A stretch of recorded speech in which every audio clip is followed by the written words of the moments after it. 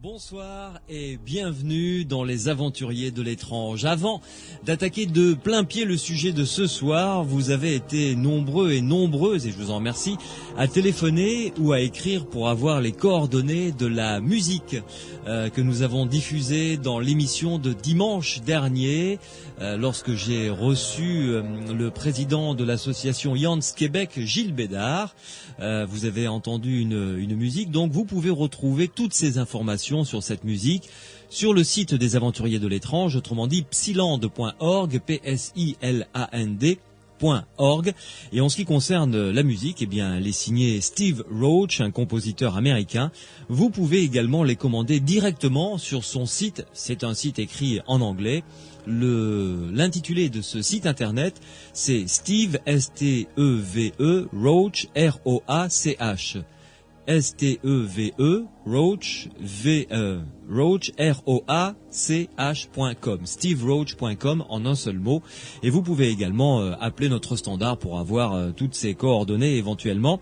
Laetitia remplace Morad ce soir au standard. Morad qui a pris quelques vacances, feignant. Donc Laetitia vous attend au 0826 300 300, 0826 300 300. Venons-en donc au sujet tout de suite ce soir. Eh bien, nous allons poser une question à la fois simple et complexe.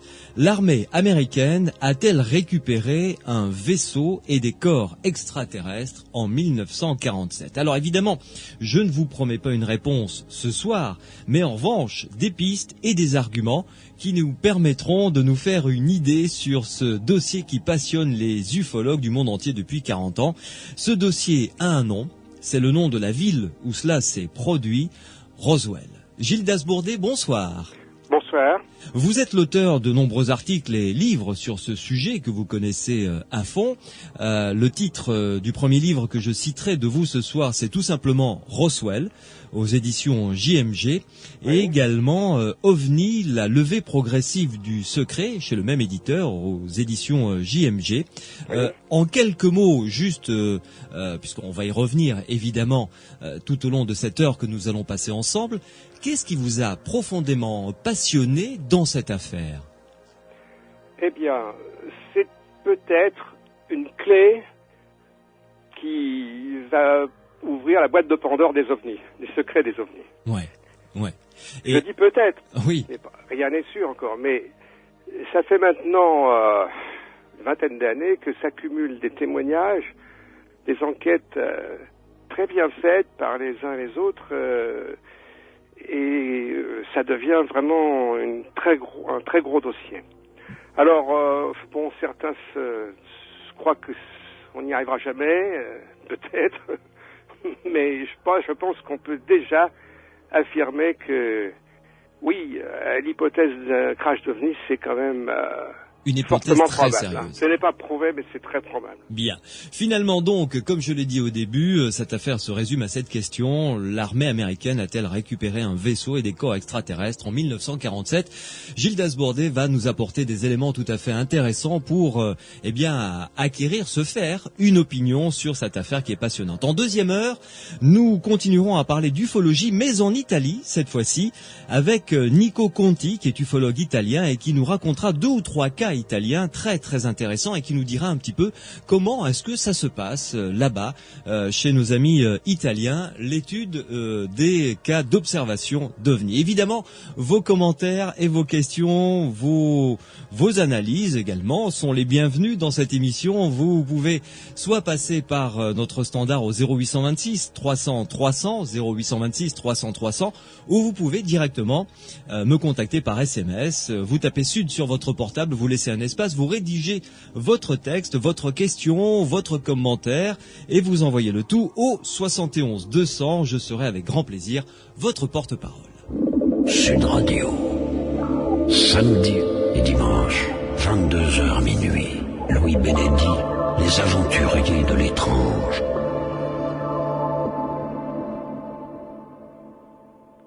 avant de commencer directement à discuter avec mon invité de ce soir, l'ufologue Gildas Bourdet, je vais faire un résumé rapide, historique de ce qui s'est passé à Roswell. Évidemment, c'est un résumé très édulcoré, très succinct. Et ensuite, avec Gildas Bourdet, nous reprendrons l'ordre chronologique de ce qui s'est passé à Roswell. Et à la lumière de ces connaissances, nous progresserons comme ça au fur et à mesure. Alors tout a commencé le mercredi 2 juillet, donc 1947, dans le Nouveau-Mexique, à Roswell, à côté de Roswell exactement. William McBrazel, propriétaire d'un ranch, entend, au cœur d'une nuit orageuse, une grande explosion. Le lendemain, en promenant son troupeau, il découvre un tas de débris éparpillés sur une grande zone. Surpris quand même par l'aspect de ces débris, il en ramasse quelques-uns qu'il ramène à son ranch, les montrant à ses voisins et à sa famille. Le dimanche 6 juillet, il va avertir le shérif du comté de Cave, qui s'appelait George Wilcox, et celui-ci avertit alors la base militaire de Roswell, le Roswell Army Airfield. Le lundi 7 juillet, 2 militaires se rendent sur les lieux du crash. Il s'agit pour l'un du major Jesse Marcel et pour l'autre du capitaine Sheridan Cavitt, qui inspectent les débris, et les deux hommes ramènent quelques échantillons à la base. Le 8 juillet, toujours 1947, le colonel Blanchard ordonne de boucler le périmètre du crash. Les débris sont ramassés et emmenés par camion à la base de Roswell, d'où ils seront transférés par avion aux bases militaires de Fort Worth et de Wright Field. Lors de cette journée, un deuxième site aurait été découvert par des archéologues, entre guillemets, qui auraient observé l'épave d'un vaisseau avec 4 corps humanoïdes. Ce site aurait été rapidement balisé par les forces militaires.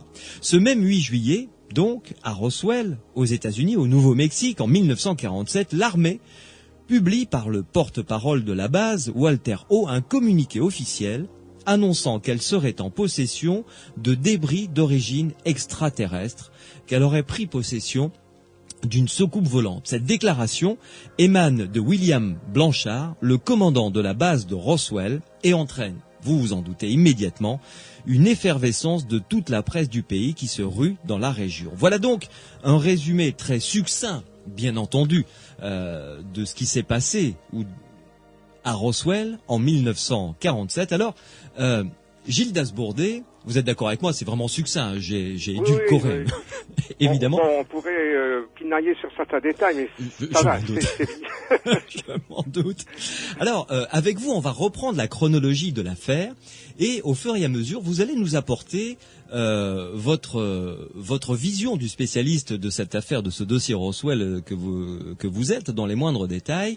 Donc, en commençant par le commencement, tout simplement, William McBrazel, qui a découvert ce site de crash sur sa propriété.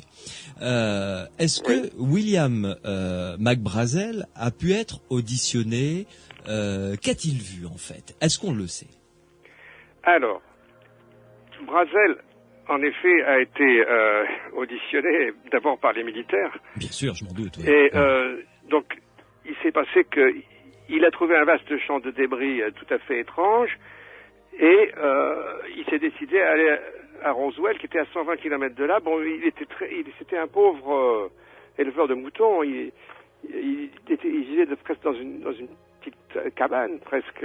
Il n'avait pas le téléphone, il n'avait pas l'électricité. Il faut situer le décor un peu. Ouais. Mais c'était pas un imbécile, McBrazel. C'était un cow-boy de la vieille école. Ouais.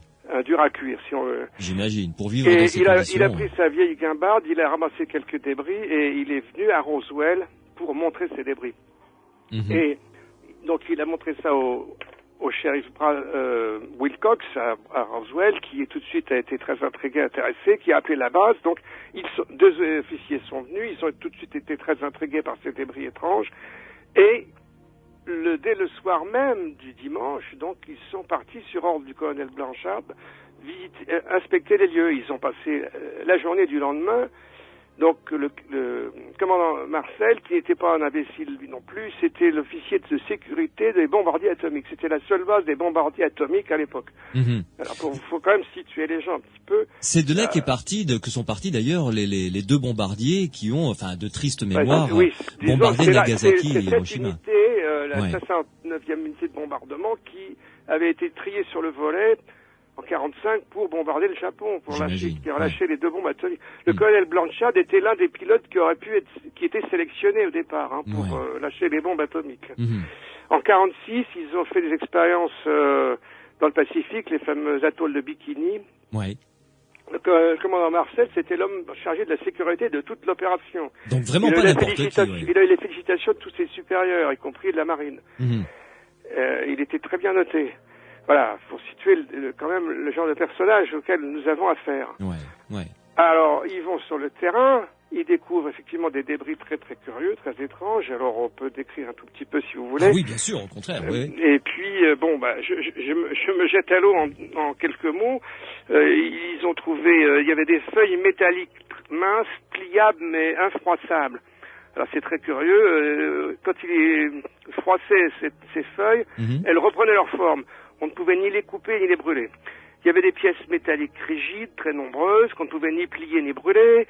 Il y avait des morceaux minces et très solides ressemblant à du parchemin. Il y avait des morceaux ressemblant à de la bakélite.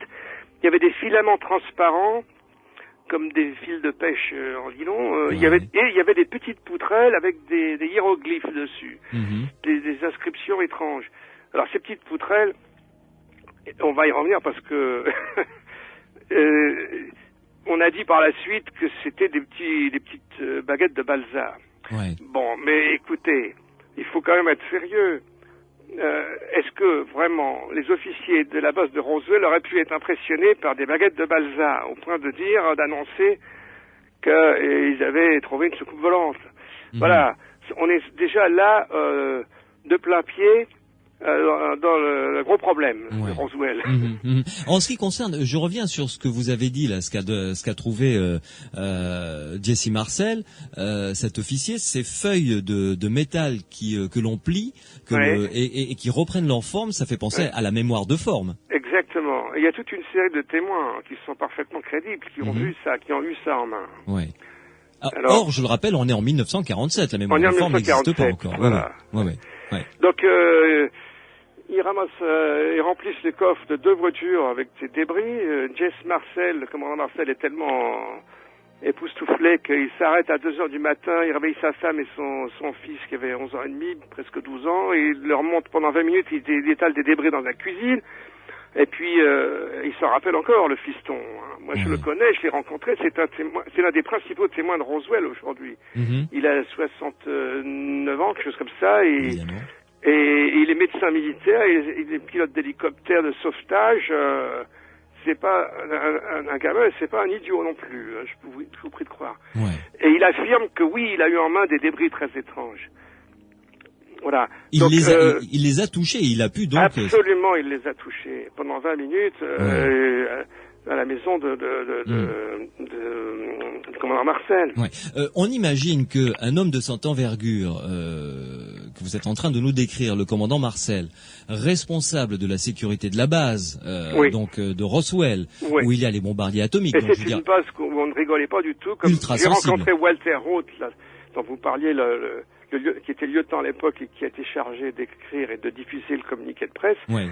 J'ai rencontré à 2 reprises et chaque fois il a lourdement insisté sur le fait que c'était une base où il y avait une discipline de fer. On ne rigolait pas. J'imagine, puisque c'était une base sensible atomique. C'était les bombardiers atomiques.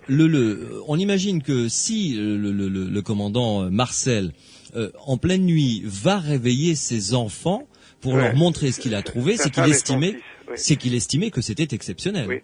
On l'a d'ailleurs depuis accusé de toutes sortes, de tous les maux, d'avoir été un menteur, etc. C'est pas vrai, c'était très très sérieux. Et en fait, oui, il a peut-être en quelque sorte fait une une chose discutable en montrant ça à sa femme et son fils, mais le secret n'était pas encore imposé brutalement à ce moment-là. Ouais. Gilles Dasbourdet, vous restez avec nous une première pause. On a bien compris l'importance de ce dossier et les questions qu'il soulève. Nous allons continuer à dérouler cet ordre chronologique en votre compagnie. Je rappelle que si vous voulez apporter, vous êtes les bienvenus, votre commentaire, poser une question à Gilles Dasbourdet, bien n'hésitez pas. Vous pouvez intervenir par SMS, vous tapez Sud sur votre portable, vous laissez un espace, vous rédigez votre texte et vous l'envoyez au 71 200 ou vous pouvez également appeler au 0826 300 300. Laetitia est là pour attendre vos appels. Sud Radio. Samedi et dimanche, 22h minuit. Louis Bénédy, les aventuriers de l'étrange. Une question ce soir, l'armée américaine a-t-elle récupéré un vaisseau et des corps extraterrestres à Roswell en 1947 pour nous apporter des arguments, des explications et nous relater des témoignages qui ont été recueillis? Un ufologue français spécialiste du dossier de Roswell, Gilles Dasbourdet, est mon invité dans Les Aventuriers de l'étrange. Alors, nous parlions du major Jesse Marcel qui donc a quand même fait une entorse aux règles en faisant un détour par chez lui pour montrer ce qu'il avait trouvé, tellement il a été impressionné. Il avait trouvé sur les champs de ce fermier, William McBrazel. Est-ce que il a stipulé un petit peu l'étendue? Est-ce que le site du crash était étendu, grand? À quoi ressemblait-il? Oui, c'était un champ de débris très vaste, plutôt étalé en longueur, qui faisait près d'1 kilomètre de long et d'une largeur variable. Enfin, c'était un peu en forme d'entonnoir, en fait, comme s'il y avait eu une explosion au-dessus du champ, à l'entrée nord, si on peut dire, et tout le terrain avait été arrosé de toute une multitude de petits débris très légers et très solides.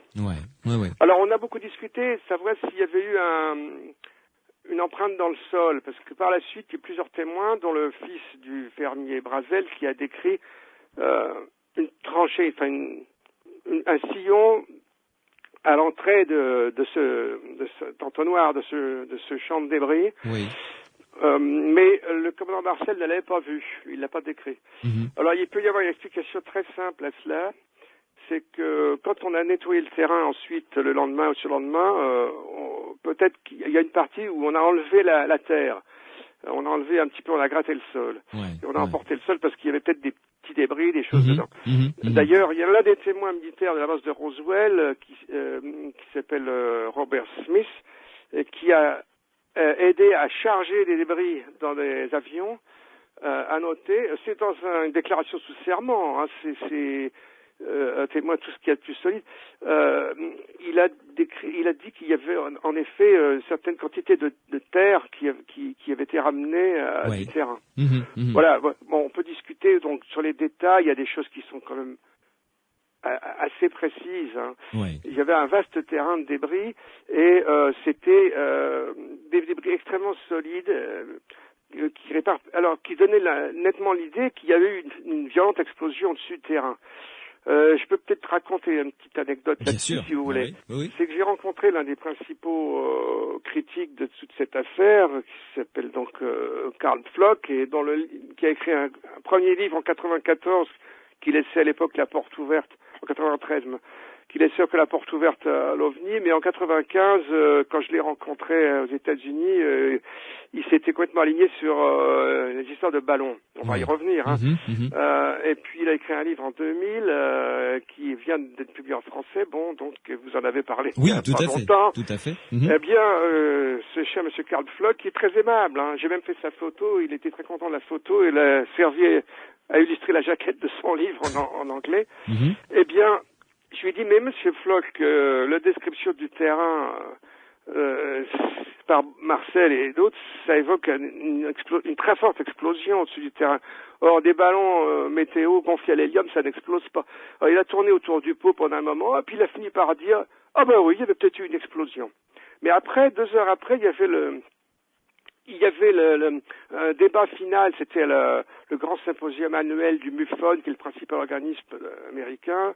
Et il a réaffirmé avec beaucoup d'assurance que c'était des ballons, des ballons en météo, un très ballon. Donc c'est quelqu'un qui, moi j'ai compris ce jour-là que j'avais affaire à quelqu'un de très futé, très malin et qui traitait les informations d'une drôle de manière. Revenons à la chronologie de l'affaire. Le commandant Marcel, le major Jesse Marcel, emmène finalement les débris à la base. Et là, qu'est-ce qui se passe Enfin, ils en ont ramené une partie parce qu'il y en avait tellement qu'il a fallu encore probablement un jour ou deux pour tout nettoyer. D'accord. Et alors, à la base, eh bien, il y a une réunion très très tôt le matin, d'où il ressort que, eh bien, le colonel Blanchard ordonne d'aller tout de suite sur le terrain pour boucler le terrain, d'une part, et puis dans la matinée, et c'est là ça devient très curieux, il ordonne donc à son lieutenant chargé de la presse, Walter Roth, de faire un communiqué de presse annonçant la découverte d'un disque volant. D'une soucoupe volante, mais également, disant également qu'ils ont tout ramassé. Autrement dit, il y avait l'idée que c'est pas la peine d'aller voir, il n'y avait plus rien déjà. Oui, il a bien fait de prendre ses précautions du reste. Voilà, il prenait toutes ses précautions. À mon avis, il n'était pas sûr encore de boucler le site parce que il y avait quand même des gens dans la région, il y avait des gosses qui se promenaient à cheval, tout ça. D'ailleurs, effectivement, il y en a qui ont ramassé des débris. On est allé les voir après, on les a prié de rendre des débris. Mais y compris le fils du fermier Brazel d'ailleurs, qui avait dans les 22-25 ans par là. Et voilà. Et donc il n'y a aucun débris qui soit passé à travers les mailles du filet, si j'ose dire. Eh ben, on n'en sait rien. Publiquement, non. Mais en privé, si je prends un exemple qui vient à l'esprit, le fils du fermier qui a inspecté le terrain. Bon, le fermier Brazel, il a été retenu pendant une semaine après, à la base de Roswell. Ah oui, d'accord. Et quand il est revenu, il était très très dépité, il se sentait un peu humilié. Bon, on va y revenir dans un instant, si vous voulez, mais son fils avait accouru, il travaillait à Albuquerque, dans la grande ville de la région, et il a vu la photo de son père dans les journaux, il s'est dit, oh là là, qu'est-ce qu'il a fait mon père? Il faut que je revienne m'occuper de ses moutons. Et il a vu des débris lui aussi. Il en restait encore un petit peu à ce moment-là, même après le nettoyage. Mais un an après, il s'est vanté d'avoir quelques débris dans un bar du coin, à Corona, et on lui a rendu une petite visite. Et comme c'était un bon patriote, on lui a dit de rendre les débris, il les a rendus. Ah oui, donc c'était une affaire qui a été suivie de très très près par l'armée américaine. Pendant très longtemps, et puis on la suit toujours d'ailleurs, à mon avis. Alors, ce communiqué est publié donc par l'intermédiaire de Walter O, qui est le porte-parole de la base de Roswell. Évidemment, ça fait l'effet d'une bombe, si je puis me permettre. Ça fait une bombe, oui, le standard était bloqué, tellement il y avait des appels de partout. Mais alors, il s'est passé que c'est enclenché dans l'après-midi, presque 3 heures après, une opération de démenti. Qui s'est fait en 2 temps. On a expédié le colonel Blanchard a expédié le major Marcel à Fort Worth, au Texas, à 600 km de là, pour retrouver le général Ramey, commandant la région aérienne, qui a fait un démenti le soir dans son bureau. Ils sont arrivés avec des débris de ballons, ils ont installé ça dans le bureau, et le général a dit, voilà, ils se sont trompés, les aviateurs de Roswell. Ce qu'ils ont trouvé, c'était un ballon météo, avec une petite cible radar. Alors un ballon météo, ça fait 350 grammes, ça noircit dans les 6 heures au soleil, c'est des débris assez lamentables, et puis la cible radar, c'est très très fragile, c'est monté sur des baguettes de balsa de 8 mm, d'épaisseur, ça pèse 150 grammes, enfin, avec du tissu métallisé. Il a montré ça, et puis tout le monde a dit, ah bon, très bien, à vos ordres, mon général. Et toute la presse a publié ça. C'est paru dans le New York Times le lendemain matin en première page. Et ça a été un coup d'arrêt d'ailleurs de toute la vague parce qu'il faut rappeler quand même que ça se passe au beau milieu de la première grande vague d'apparition de soucoupes volantes aux États-Unis, qui avait commencé 10 jours avant. Et ça a été un véritable été noir dans la presse. Dès le lendemain, dès le 10 juillet, les ovnis retombaient en page 25 ou 26 dans le New York Times. C'était fini, quoi. C'était c'est pas tout à fait fini d'ailleurs. C'était fini sur le plan médiatique. Mhm. Il y a eu encore des observations jusque pendant le mois de juillet et le mois d'août et ça s'est terminé. Ouais. Mais alors, Gildas Bourdet, connaissant l'affaire Roswell, mais de loin, j'en suis loin s'en faut un spécialiste. Je n'en suis pas un spécialiste, mais on a parlé également de récupération de corps d'extraterrestres. Ouais. Qui dit crash d'OVNI dit peut-être pilote également. Oui. Alors qu'en est-il de cette affaire Alors dans ça, c'est une l'affaire? partie beaucoup plus difficile Ouais. et peut-être faudrait-il, oui, on peut en parler maintenant, mais j'aurais bien aimé en finir avec les ballons. Oui, parce que on a Ouais. parlé alors de ballons mogul, c'est ça? Voilà. Expliquez-nous Parce ce que c'est. Sinon, ça va devenir très confus, si vous voulez. Ouais. On va parler des cadavres après, parce que c'est plus difficile. D'accord. Comme partie. Alors, l'hypothèse des Qu'est-ce ballons qui s'est mogul. passé ensuite? Donc, pendant 30 ans, on n'a plus parlé de Roswell. C'était complètement oublié. Mhm. Et puis en 78, l'un des ufologues américains qui battait la campagne faisant des conférences, Stan Friedman, a eu l'occasion, presque par hasard, de rencontrer le major Marcel, qui était colonel à la retraite en Louisiane à ce moment-là, et qui lui a dit oui, nous avons trouvé des débris extraordinaires, et cette histoire de ballon météo, c'était une couverture, c'était un cover-up, comme disent les Américains, pour cacher cette découverte. Mhm. Et alors, ça a pris plusieurs mois pour redémarrer, mais ça a redémarré tout doucement, les enquêtes. Il y a eu un premier livre en 1980, William Moore, qui a été traduit en français d'ailleurs, mais ça n'a pas fait beaucoup de bruit encore. Et finalement, les enquêtes ont pris vraiment tournure vers la fin des années 80, début des années 90, avec une nouvelle équipe, en particulier avec plusieurs équipes qui étaient en concurrence. D'ailleurs, c'est intéressant parce que quand les mêmes équipes en concurrence trouvent les mêmes témoins qui disent la même chose, ça donne plus de force. Tout à fait, ouais. Et alors, la principale équipe, c'est Kevin Randolph, qui était un ancien capitaine d'ailleurs de renseignement de l'armée de l'air américaine, et Donald Schmitt, qui ont enquêté, qui ont trouvé beaucoup de témoignages à ce moment-là, qui ont fait un premier livre tout à fait. Moi, je considère que ça reste le meilleur livre sur Roswell, qui est paru en 1991. Et ça a fait vraiment repartir toute l'histoire. Donc la pression a monté, il y a eu d'autres livres. Et puis en 1993, le député du Nouveau-Mexique a poussé par ses lecteurs à demander des explications à l'armée de l'air, qui les a refusées, qui l'a évadé. Alors il n'était pas content, il a demandé une enquête au Congrès, à la Cour des comptes du Congrès, le GAO, le General Accounting Office, qui a fait une enquête. Donc tout à fait officielle, celle-là. Oui, tout à fait officielle. Ouais. Alors je dis tout de suite un an plus tard, ils ont publié cela, et ils ont simplement découvert que il y avait une partie importante des archives de Roswell qui avait été détruite sans motif.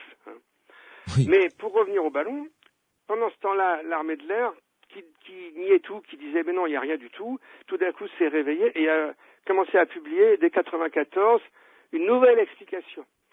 Alors, ça a abouti en 1995 à un énorme bouquin de 1000 pages, de Roswell Report, ça s'appelle, le rapport sur Roswell, qui expliquait en long et en large que c'était probablement non pas un ballon météo, mais un train de ballons météo très très secret à l'époque. Enfin, il y avait 25 ballons, 25 ballons, petits, mais toujours des petits ballons météo, accrochés à un câble, avec des instruments de mesure pour essayer de mesurer Alors on essayait de maintenir ça à haute altitude pour essayer pour voir si on pourrait détecter les futures explosions atomiques soviétiques. Ah oui, ça n'a pas marché du tout. On était en pleine guerre froide, il faut le rappeler. Voilà, on est en 47. Mais ça n'a pas marché du tout. Ces trains de ballons ont été lancés à White Sands, dans la région, mais ça a été un échec complet.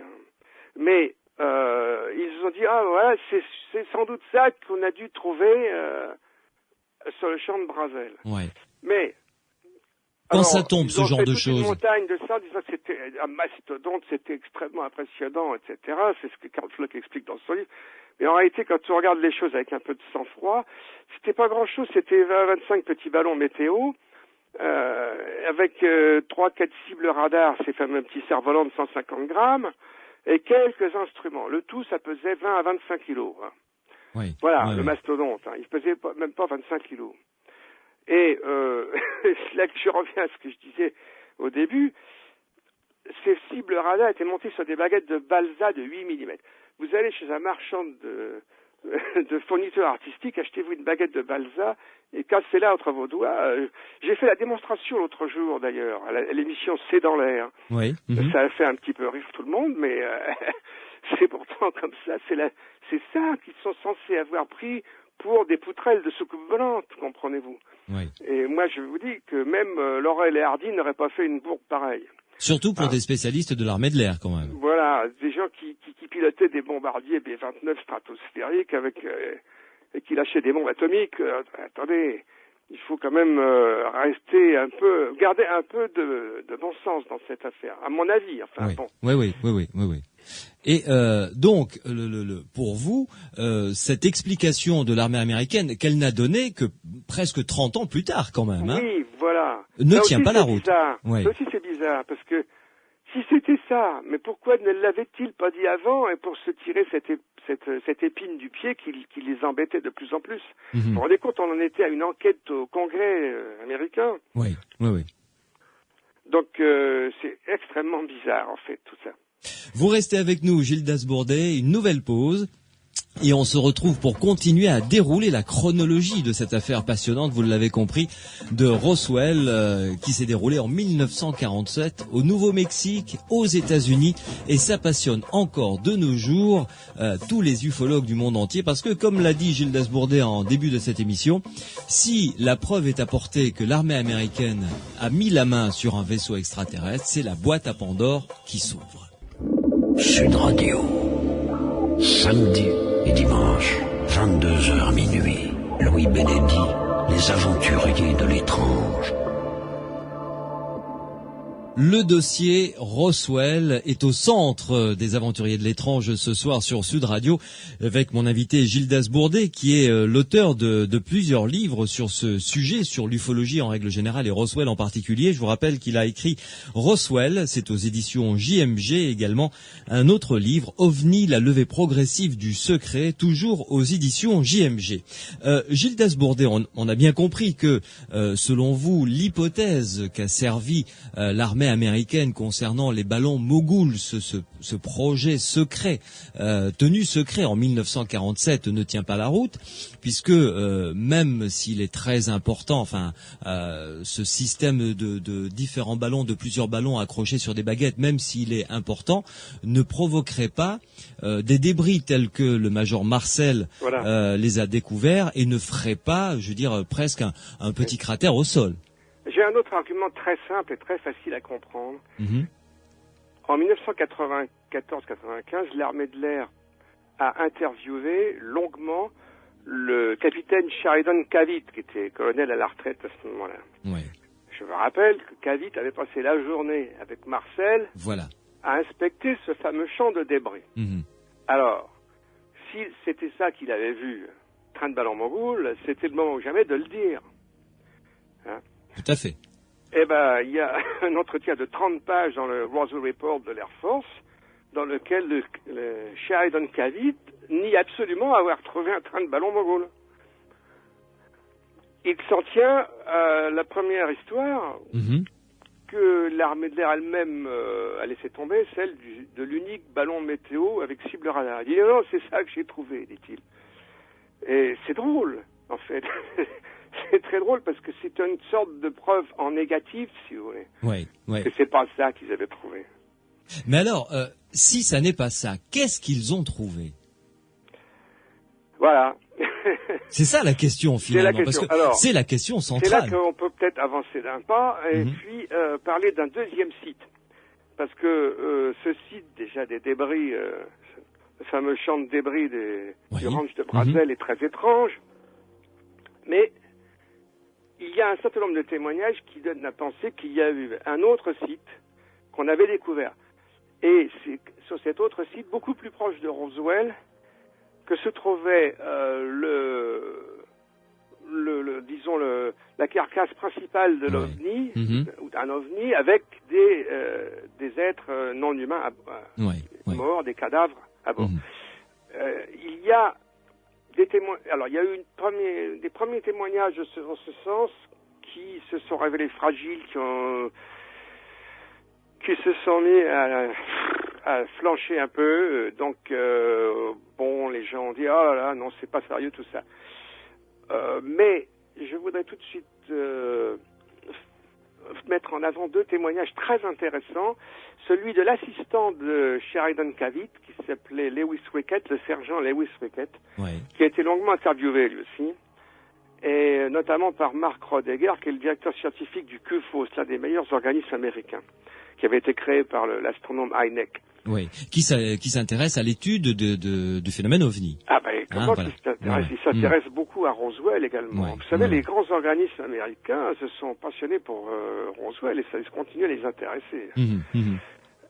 Il faut pas croire que c'est une histoire oubliée. Non, avec toute la production littéraire sur ce Sheridan sujet. Cavitt, longuement interviewé donc par Mark Rodeger, raconte que, je l'ai l'interview, j'en ai la transcription complète, raconte que son capitaine Cavitt l'avait emmené, ça devait être le mercredi ou le jeudi de cette semaine-là, sur un terrain qui était seulement à 3/4 d'heure de route de Roswell. Or, le champ de Brazel, c'était très loin, c'était à plus de 3 heures de route, dont 20 km de chemin de terre cahotant.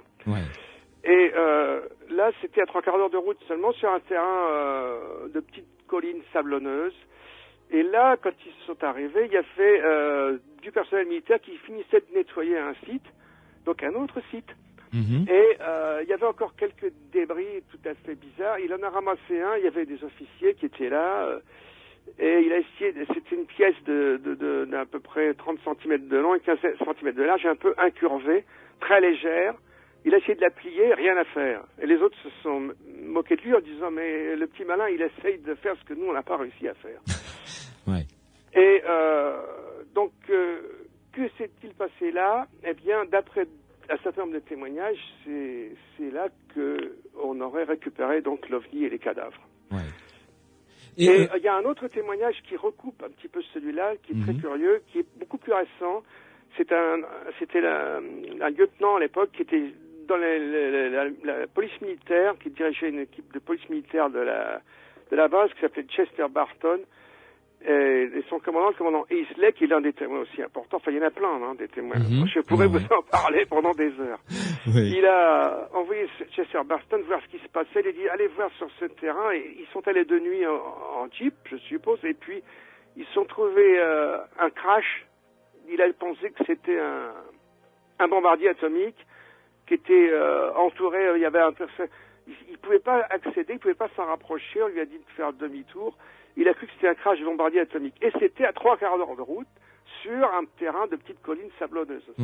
Donc, on peut imaginer, si on veut essayer de reconstituer ce qui s'est passé, que ce vaisseau, pour une raison ou pour une autre, a connu une avarie avec un premier touchdown, comme disent les Américains, c'est-à-dire avoir peut-être percuté le sol. Oui, ou peut-être qu'il y a une coque qui a explosé ou quoi, on ne sait pas exactement.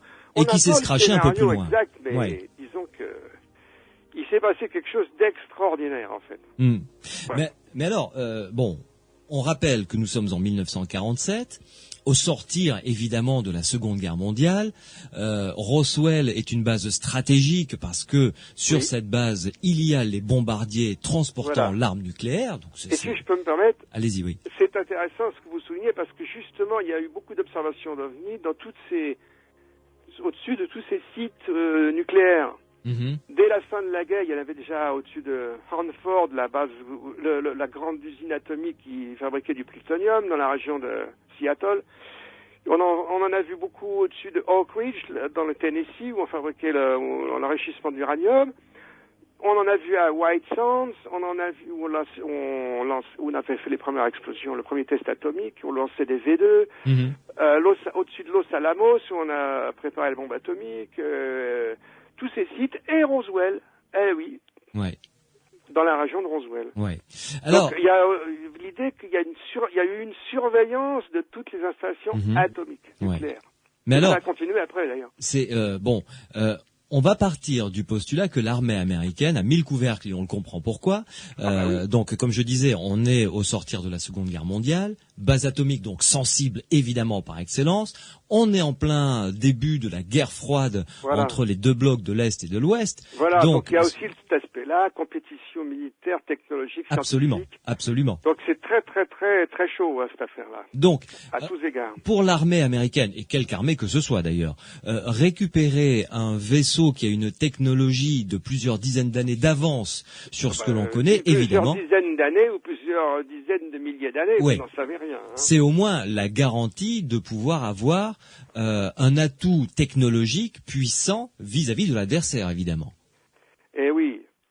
Alors, il en découle toute la question de savoir est-ce que si c'est vrai cette histoire, qu'est-ce qu'on en a fait. Peut-être qu'on n'a pas été capable d'en faire grand-chose, en fait. Ça, c'est une vaste question. C'est-à-dire, on n'a pas été...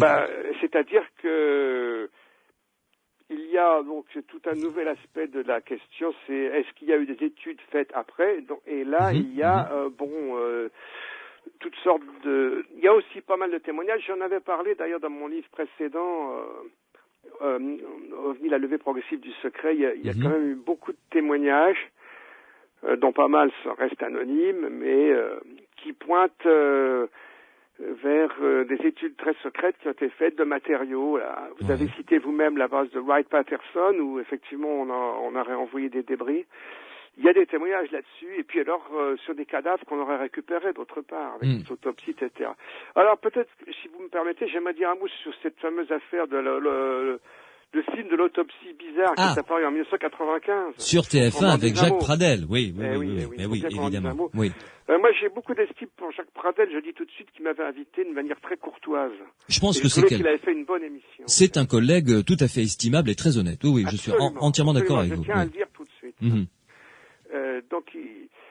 Mais ce que je crois, je le pensais déjà confusément à ce moment-là, mais on n'osait pas trop le dire, c'est que c'était un piège qu'on a tendu à l'ufologie, ça. Ouais. Il y a eu une opération militaire là-dessous. Ça vient d'être en partie confirmé presque. Là, je continue à en discuter. Il y a une grande liste de discussions en anglais, nord-américaine, où un témoin vient de ressortir, c'était Bob Shell. Si vous vous rappelez cette émission, il y avait un photographe spécialiste américain, Bob Shell, qui était venu à l'émission. Et il raconte maintenant, Bob Shell, que le capitaine McAndrews, l'homme qui a fait les gros rapports militaires expliquant les wagons mogouls, etc., lui avait dit qu'il avait vu un film tout à fait comparable à ce film de l'autopsie, mais dans les archives de l'armée de l'air, et avant qu'il sorte. Donc c'est très très très curieux aussi cette affaire-là. Mais je pense que, pour ma part, que on a balancé ce film juste au bon moment. Quel moment? Le moment où paraissait le rapport du GAO dont nous parlions tout à l'heure. Oui, que le Congrès américain a fait. Complètement occulté par le film. Voyez-vous. Et ça a fait un beau scandale, un magnifique scandale. Tout le monde a dit qu'est-ce que c'est que ce canular atroce, et ça a coulé Roswell, et puis pour une bonne partie des ovnis. On commence seulement vraiment à récupérer, à s'en remettre de tout ça. Oui. En fait, quelques années après. Mais alors, dites-moi, Gildas Bourdet, si l'armée américaine a fait main basse sur une technologie extraterrestre, pourquoi est-ce que maintenant, des années après, elle ne peut pas, après tout, s'en ouvrir et dire voilà, nous avons effectivement récupéré un vaisseau, etc.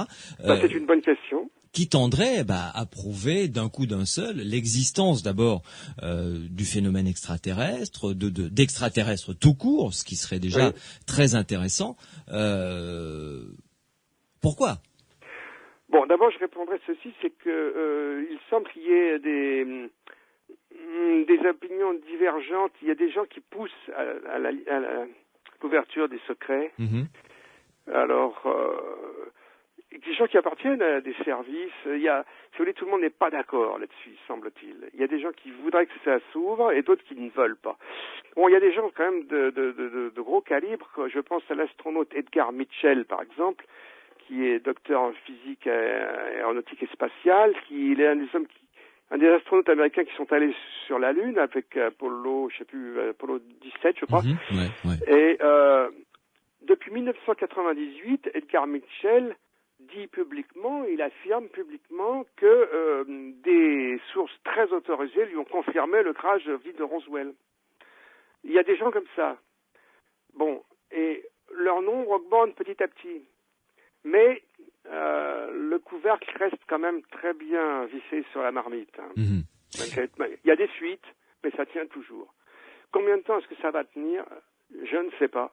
Mais moi, mon hypothèse, c'est que petit à petit, les choses vont se libérer, petit à petit. Enfin, ça fait quand même 40 ans. Enfin, oui, ça fait beaucoup. Oui. Oui, mais c'est tellement énorme. C'est un choc de civilisation. C'est un choc culturel immense.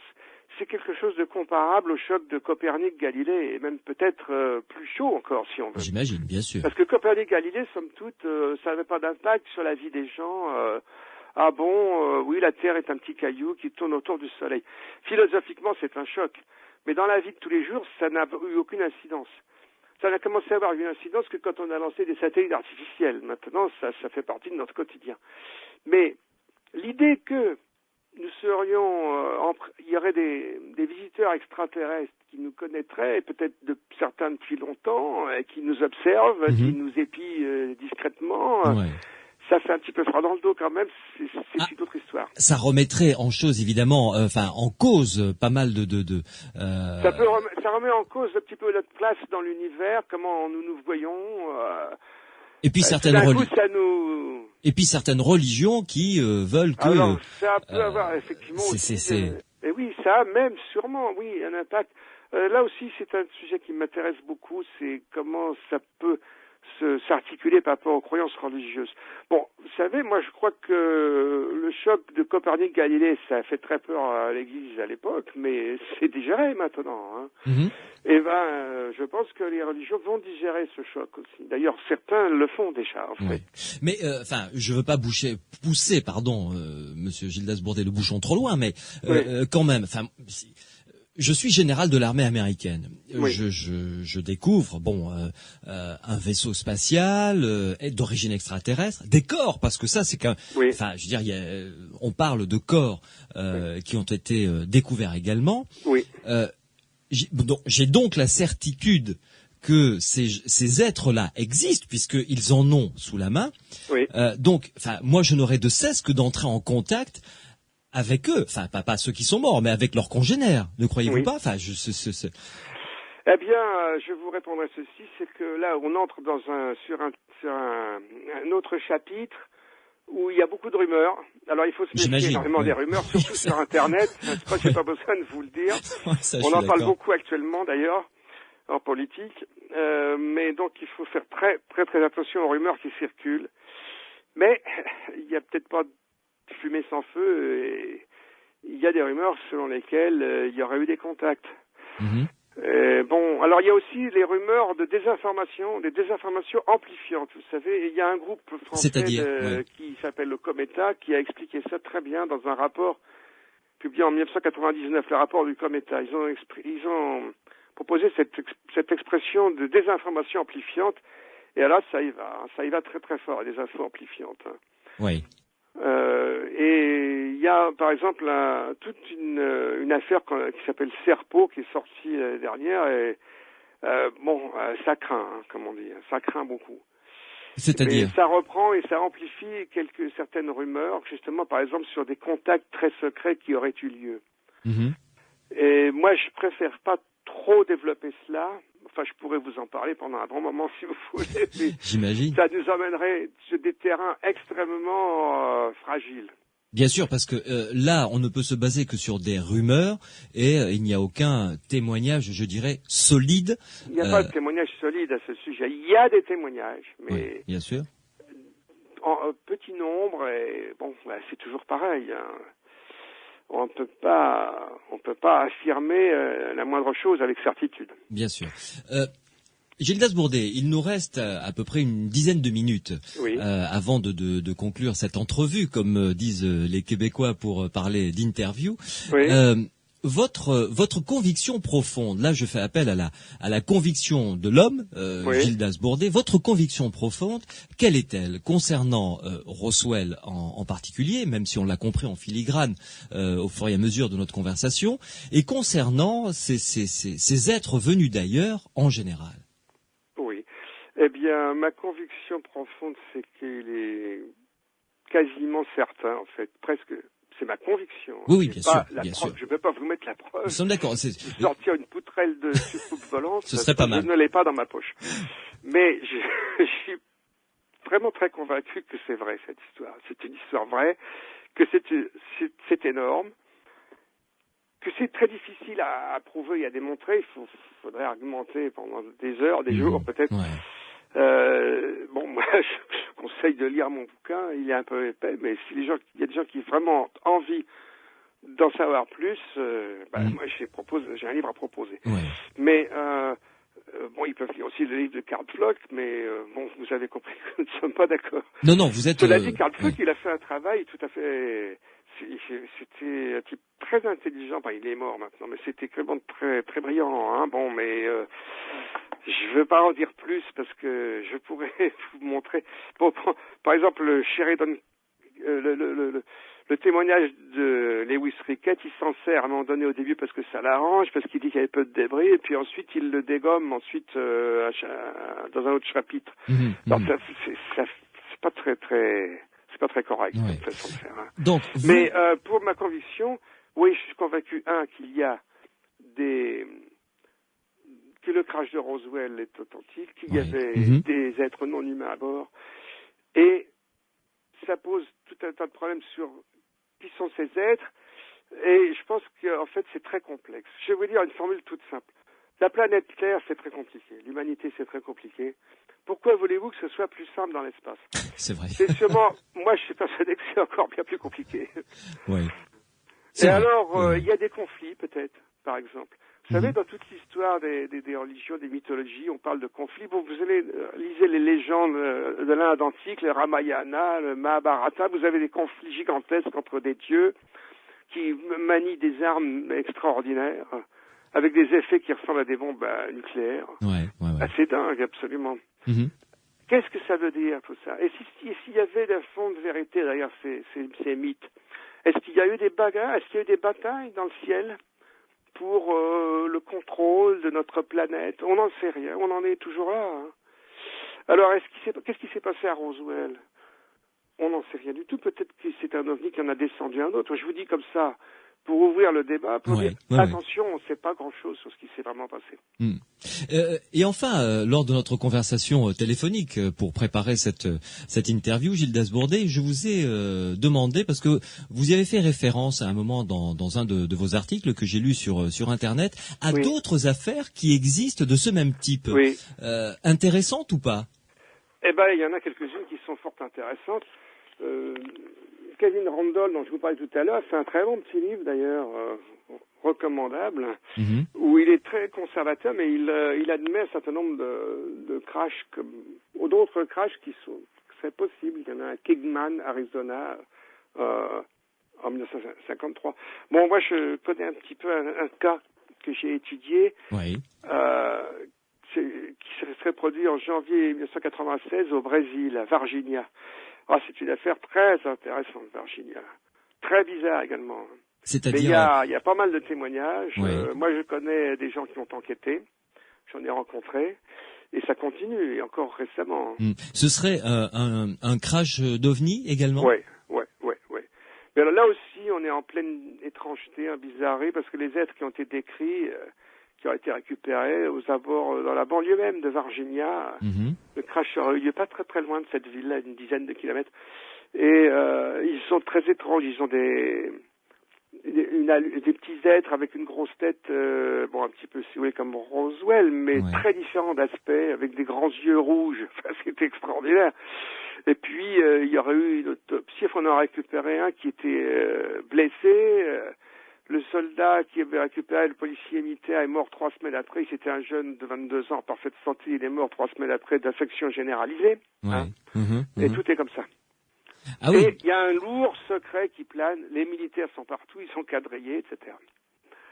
C'est un cas extrêmement intéressant, ça. Ah, Virginia, c'est très intéressant, oui. Il y a un petit livre qui a été publié en français, que je signale au passage, écrit, c'est une enquête de quelqu'un que je connais, le docteur Roger Hilaire, qui est spécialiste dans notre domaine, les implants extraterrestres. Mais alors là, on pourrait en parler longuement. Ça s'appelle « Des extraterrestres capturés à Virginia au Brésil », aux éditions du Mercure dauphinois. C'est un livre assez intéressant à lire, je signale. Bon, eh bien écoutez, j'en prends bonne note et on va se le procurer pour pouvoir jeter un coup d'œil sur ce livre avec grand intérêt. En tout cas, Gildas Bourdet, merci de nous avoir consacré 1 heure de votre temps. Je rappelle les livres donc qui m'ont servi à construire cette émission. Alors Roswell aux éditions JMG dont vous êtes l'auteur. Oui. Il y a un autre livre également dont vous êtes l'auteur, OVNI, la levée progressive du secret aux éditions JMG. Merci beaucoup Gildas Bourdet. C'était un vrai plaisir de vous avoir dans les aventuriers de l'étrange. Et puis, eh bien, écoutez, à très bientôt si vous le voulez bien.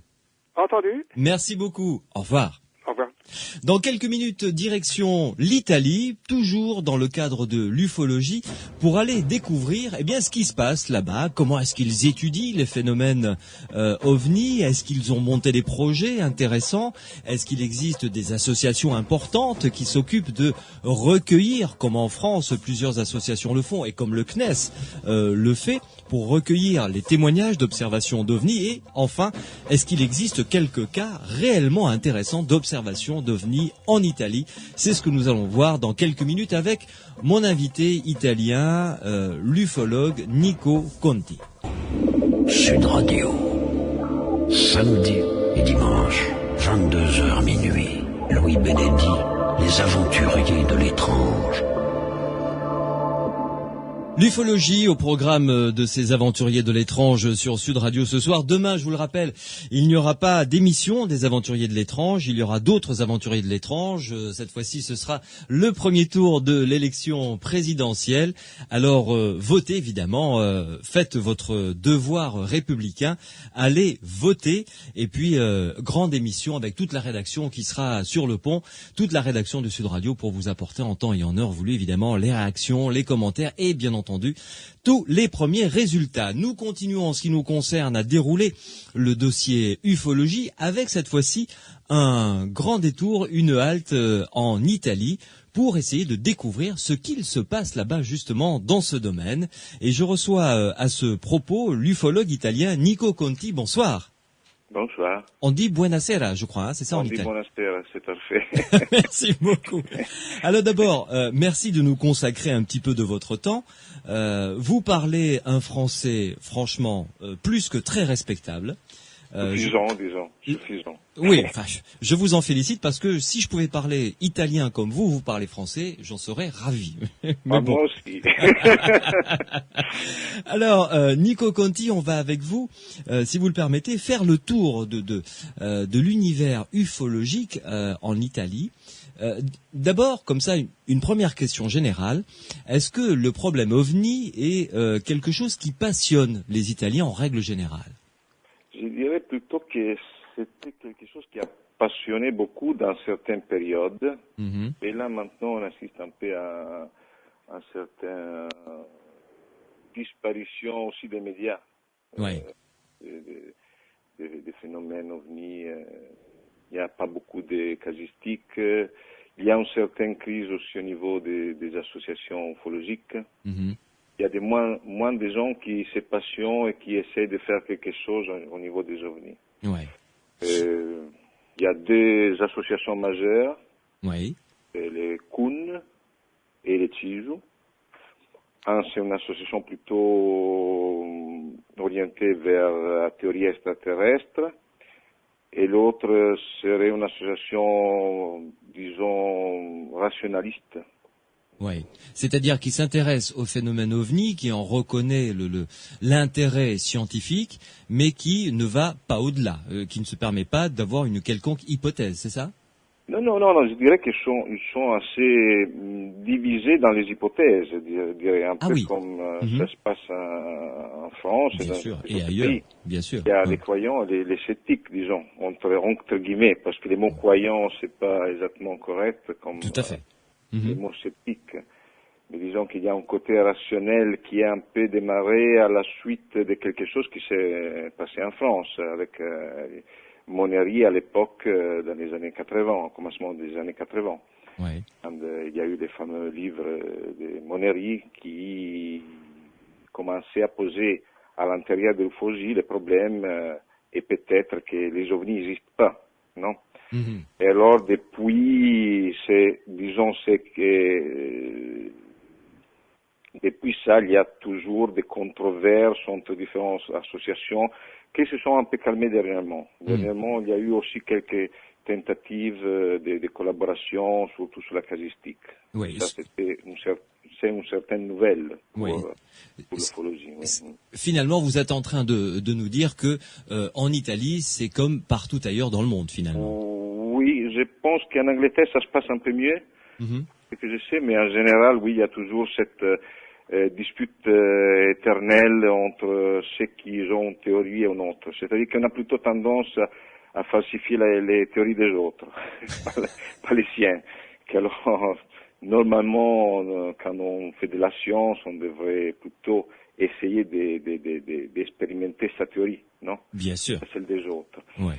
Et il y a tous les problèmes liés aux témoignages et aussi une certaine escalation des hypothèses des ufologues, parce qu'aujourd'hui on parle des crashs des soucoupes, et on parle des enlèvements extraterrestres, on parle d'implants par exemple, oui. Et il y a toutes ces histoires-là que c'est difficile à gérer, d'un point de vue scientifique, non? Parce que ouais. Nico Conti doit se construire pas seulement sur les témoignages, mais aussi sur quelques données. Alors ça, c'est un peu le problème de l'ufologie, et c'est un peu l'effort que, je pense, nous, on regarde avec beaucoup d'attention au niveau des JPAN. Voilà, justement, c'est la question que j'allais vous poser, Nico Conti. Est-ce que en Italie, il existe un organisme? En France, on a la chance d'avoir le GEPAN, qui est à l'intérieur un organisme du Centre national d'études spatiales, c'est-à-dire que c'est les pouvoirs publics qui l'ont mis en place, c'est l'argent du contribuable, c'est l'argent, notre argent de Français, l'argent de l'État, et qui centralise tous les témoignages d'observation d'OVNI qui est recueilli par la gendarmerie sur tout le territoire français. C'est vrai qu'on n'est pas peu fiers d'avoir cette structure. Est-ce que en Italie, il existe la même version italienne, évidemment? Non. Je dirais que le cas français, c'est un cas pratiquement unique. Oui. C'est très intéressant dans toute l'évolution, au commencement les JPAN, après les CEPRA et maintenant le GEPAN, plus intéressant les JPAN. Oui. Et c'est un cas unique et c'est nous, il y a eu toujours dans les temps quelques discussions politiques pour la nécessité de faire quelque chose, mais il n'y a jamais rien à démarrer au niveau officiel, comme quelque chose comme les JPAN. Il y a eu une période il y avait aussi au niveau européen une discussion, regardez ça.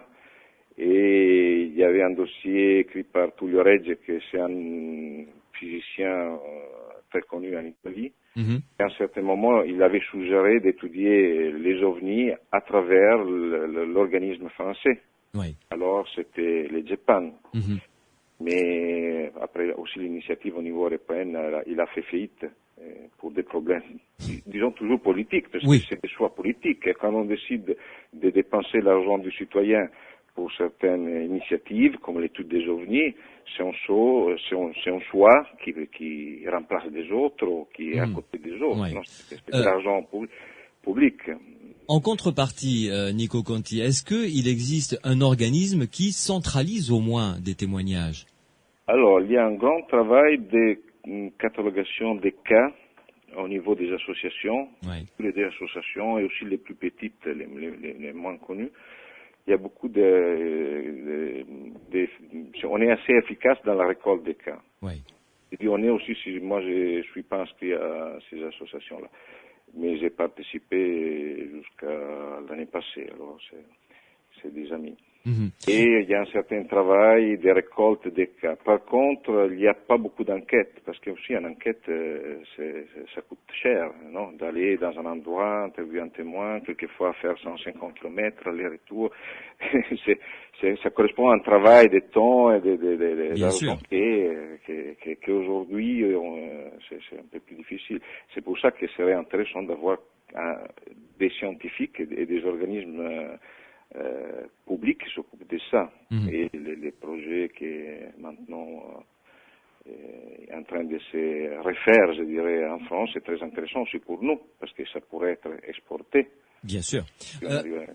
Nico Conti, je rappelle que vous êtes avec nous en direct depuis l'Italie, que vous êtes un ufologue et qu'avec vous, nous allons essayer de comprendre, de découvrir ce qui se passe dans le domaine de l'observation et du traitement des informations, des observations d'OVNI dans votre pays. Il y a eu récemment un congrès à Saint-Marin. Un congrès. Je suis allé en visite, oui. Voilà. Alors, Saint-Marin regroupait plusieurs communications, ce qu'on appelle une communication, c'est-à-dire des conférences données par des invités concernant des objets précis. Qui avez-vous entendu? Qu'est-ce que vous y avez entendu? Est-ce qu'il y a eu des choses intéressantes qui vous ont interpellé? Là, moi j'ai participé à la première journée. Oui. Alors le matin on parlait plutôt du SETI, il parlait du SETI, de la recherche des signaux extraterrestres dans l'espace. Oui, on en a parlé là, avec... C'est toujours intéressant parce qu'il y avait les responsables italiens du SETI, Stelio Montegudo, avec lesquels on collabore pour la recherche à Esdalen. Et dans l'après-midi, j'écoutais quelqu'un comme Bourdet Gildas Bourdet, qui était notre invité juste avant vous là pour. Oui, moi j'ai un regard un peu critique sur certains discours qui sont toujours dans la compétition entre personnes et pas sur un travail concret. C'est là quand on se base sur les témoignages, on doit toujours s'arrêter aussi quand on a un cas très bien enquêté face au problème que c'est un non identifié. Alors la seule chose qui reste à la fin, c'est un non identifié, c'est un témoignage intéressant, alors qu'il faut trouver des façons pour construire à travers la somme des témoignages quelque chose, pour construire des données, pour construire et développer des théories, bien sûr, aussi celles extraterrestres, pourquoi pas. Mais il y a beaucoup de travail à faire qu'actuellement on ne fait pas. On fait beaucoup de philosophie, d'épistémologie, de la fausse sociologie, et je ne sais pas quoi d'autre. On ne fait pas les choses en concret. Nous, on a essayé de faire quelque chose en commençant dans l'année 2000, moi un groupe dirigé par Renzo Cabassi, et c'est un comité pour le support de la recherche à Esdalen, en Norvège. Alors justement, on va parler de Esdalen et de ce qui se cache derrière dans quelques minutes. On a encore 3/4 d'heure à passer ensemble, Nico Conti.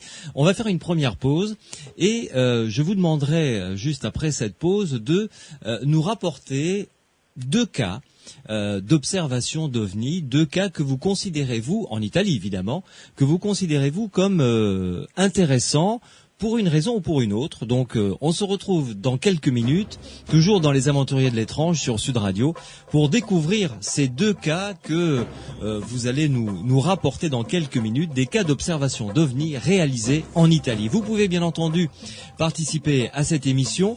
Vous nous envoyez vos SMS au 71 200, vous tapez Sud sur votre portable et ensuite vous envoyez votre texte, votre question, votre réaction, une question que je pourrais poser à mon invité qui est avec nous en direct depuis l'Italie ce soir.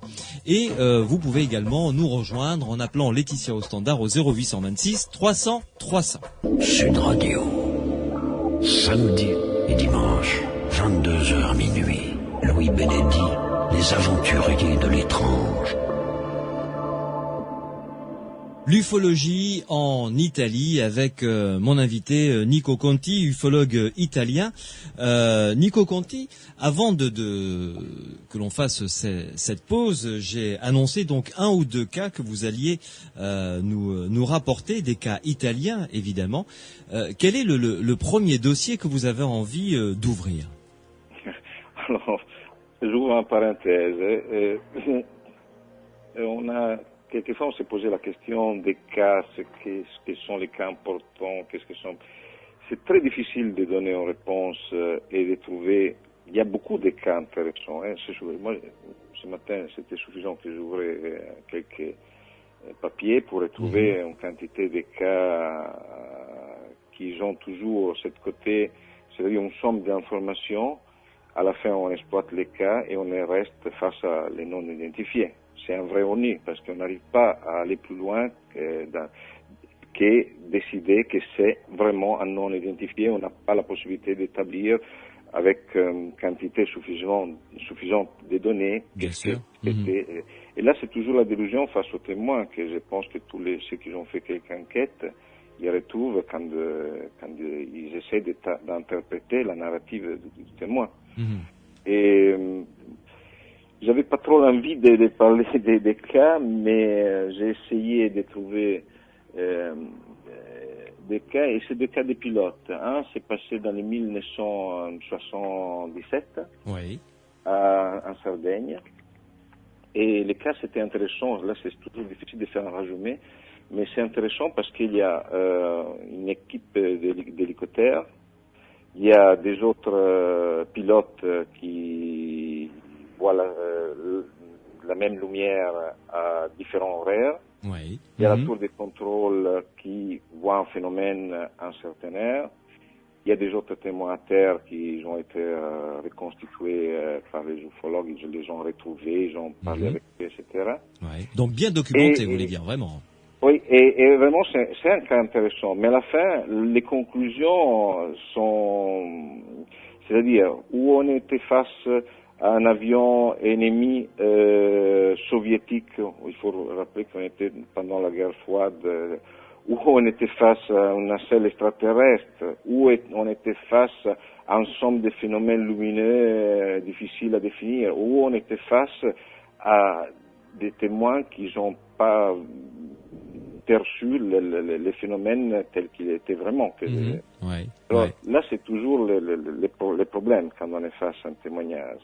Il y a l'autre cas c'est un autre cas assez connu, mais c'est pas mes préférés, c'est des cas Attendez, que est-ce que vous pouvez bien parler devant le micro de votre téléphone? Si vous devez poser la même question à des autres ufologues, ils vous donneront une autre statistique. Bien sûr. C'est pas, parce qu'en plus, ça dépend aussi des niveaux des difficultés que vous cherchez dans un cas. Il y a ceux qui sont attirés beaucoup plus par la bizarrerie du rencontre. Par exemple, quand on enquête des rencontres rapprochées du troisième type, on est toujours face à quelqu'un qui raconte une histoire assez incroyable, non? Et alors, extraire des données, sauf la narrative, c'est très difficile, non? Parce qu'il n'y a pas de traces, s'il n'y a pas des phénomènes sur les témoins, des phénomènes physiques sur les témoins, on ne peut rien trouver. Et normalement, on n'a jamais les moyens pour le faire bien. Ça, on le sait, c'est un peu l'expérience aussi en France. Si vous voulez, on peut poser des cas fameux comme Amarante ou Trans-en-Provence, on voit que là, il y a un moment où on s'arrête. Mais quand on doit parler des cas importants, on répète toujours ces cas-là, non?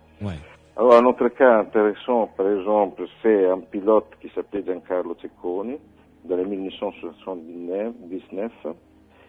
Et là, c'est un pilote qui, un beau jour, il rencontre un objet bizarre, à peu près 8 mètres par 3, un cylindre très grand, foncé, avec une tache blanche, et qui, apparemment, il a l'aspect d'une citerne volante. Et il est équipé pour prendre des photos et prendre à peu près 80 photos. Ah oui, il prend 80 photos de ce qu'il voit. Parce qu'en plus, c'est un pilote qui est équipé pour prendre des photos au sol et pour prendre des photos. C'était un avion équipé. Et il est en pleine nuit ou en plein jour? Vraiment, je pense que l'horaire, c'est 11h30. D'accord. 11h30. C'est-à-dire en plein jour, avec des photos on ne les a pas vues en originaux, mais c'était des photos assez impressionnantes. L'histoire, ça paraît qu'il a aussi essayé de jeter les flammes de son avion sur l'objet et apparemment il a eu aucun résultat, alors qu'après, en faisant un détour, il a pas retrouvé l'objet qu'il est disparu. Oui. Alors là aussi, il y a eu beaucoup de théories. La plus répandue chez les sceptiques, c'était que c'était un gros UFO solaire. C'était l'époque qui faisait des ballons jouets. Et en plus, ça paraît que dans la région, il y avait aussi des gens qui fabriquaient leurs ballons jouets. Alors là, il y a un contraste entre les témoignages, non, qui parlent d'un objet solide, Oui. hein, et les théories qui parle d'un ballon gonflable, c'est-à-dire qui parle d'un ballon gonflable parce que il y a des fabricants de ballons gonflés à l'époque. Oui. Et surtout, il y a toute l'histoire des UFO solaires qui a comporté beaucoup de méprise à ce niveau-là. Il l'a observé pendant combien de temps à peu près? Il était en vol et il l'a observé pendant combien de temps et à quelle altitude? Je pense qu'il y a pour passer 80 photos, il faut du temps. Hein. C'est-à-dire que c'était pas quelque chose de banal. Et aussi, après longtemps, c'est des gens qui, quand ils ont une expérience comme ça, ils rappellent très bien. Ils ont un certain choc. C'est pas réductible à des explications banales, non? Oui, tout à fait. Mais des cas comme ça, c'est-à-dire nous, en général, dans l'argument, on n'est pas en manque de cas, on est en manque d'enquête, de ressources pour enquêter et d'instruments pour construire quelque chose de différent. Est-ce que ces photos ont été analysées? Non, parce que là, l'histoire, je ne me l'appelle pas très bien, mais ça paraît que les originaux, à un certain moment, ils ont disparu dans un bureau auquel ils étaient donnés pour vérifier cette hypothèse des ballons, si je me rappelle bien l'histoire. Alors, on dispose des copies, des photos, mais on dispose plus des originaux. D'accord. Et cette observation s'est faite en 1979 en Sardaigne, hein, c'est ça? Non, ça c'est le premier cas.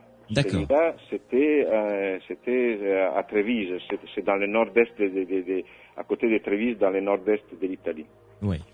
Et ce cas a été, cet objet volant non identifié a été également vu, perçu par la tour de contrôle?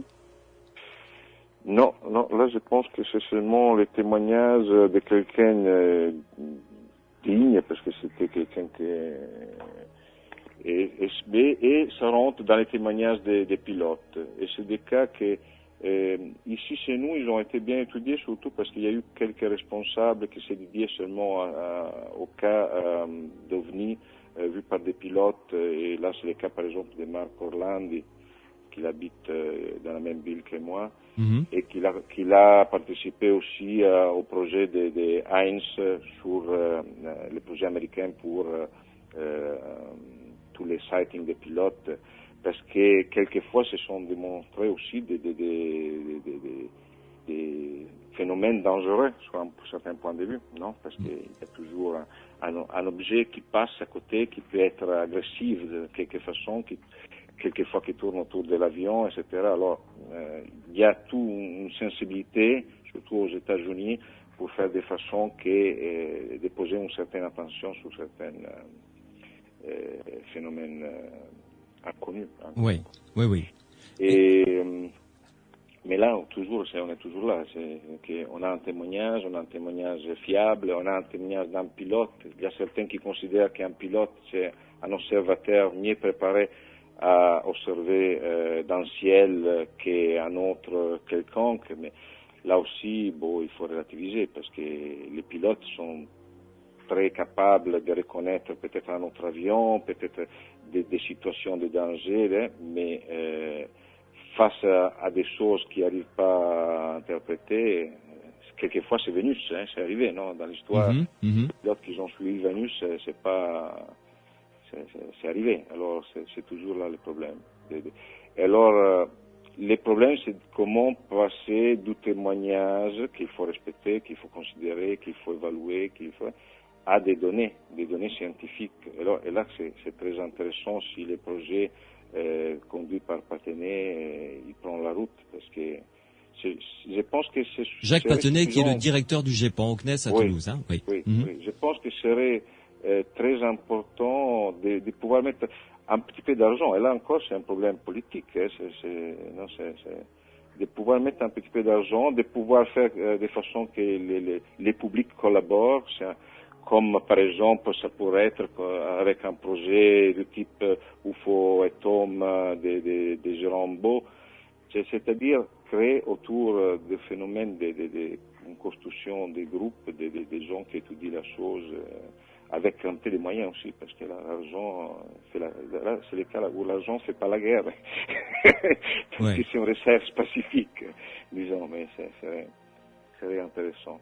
Alors, je peux dire que l'orientation que nous et le groupe de Renzo Cabas ici à Bologne, c'était à un certain moment de se diriger vers ce qui a été appelé l'ufologie instrumentale, c'est-à-dire en Norvège, il y avait depuis longtemps, à l'époque c'était une vingtaine d'années, que Erly Strand continuait son projet de recherche dans une petite région de la Norvège qui s'appelle Esdalen.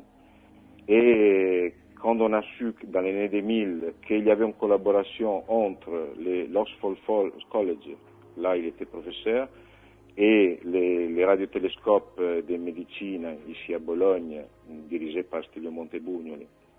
Et il y avait un projet d'équipement pour monitorer la vallée. Là, on a décidé que pour nous, c'était un peu le moment de contribuer à une recherche sérieuse, où il y avait des technologues, il y avait des gens experts des radios qui pouvaient...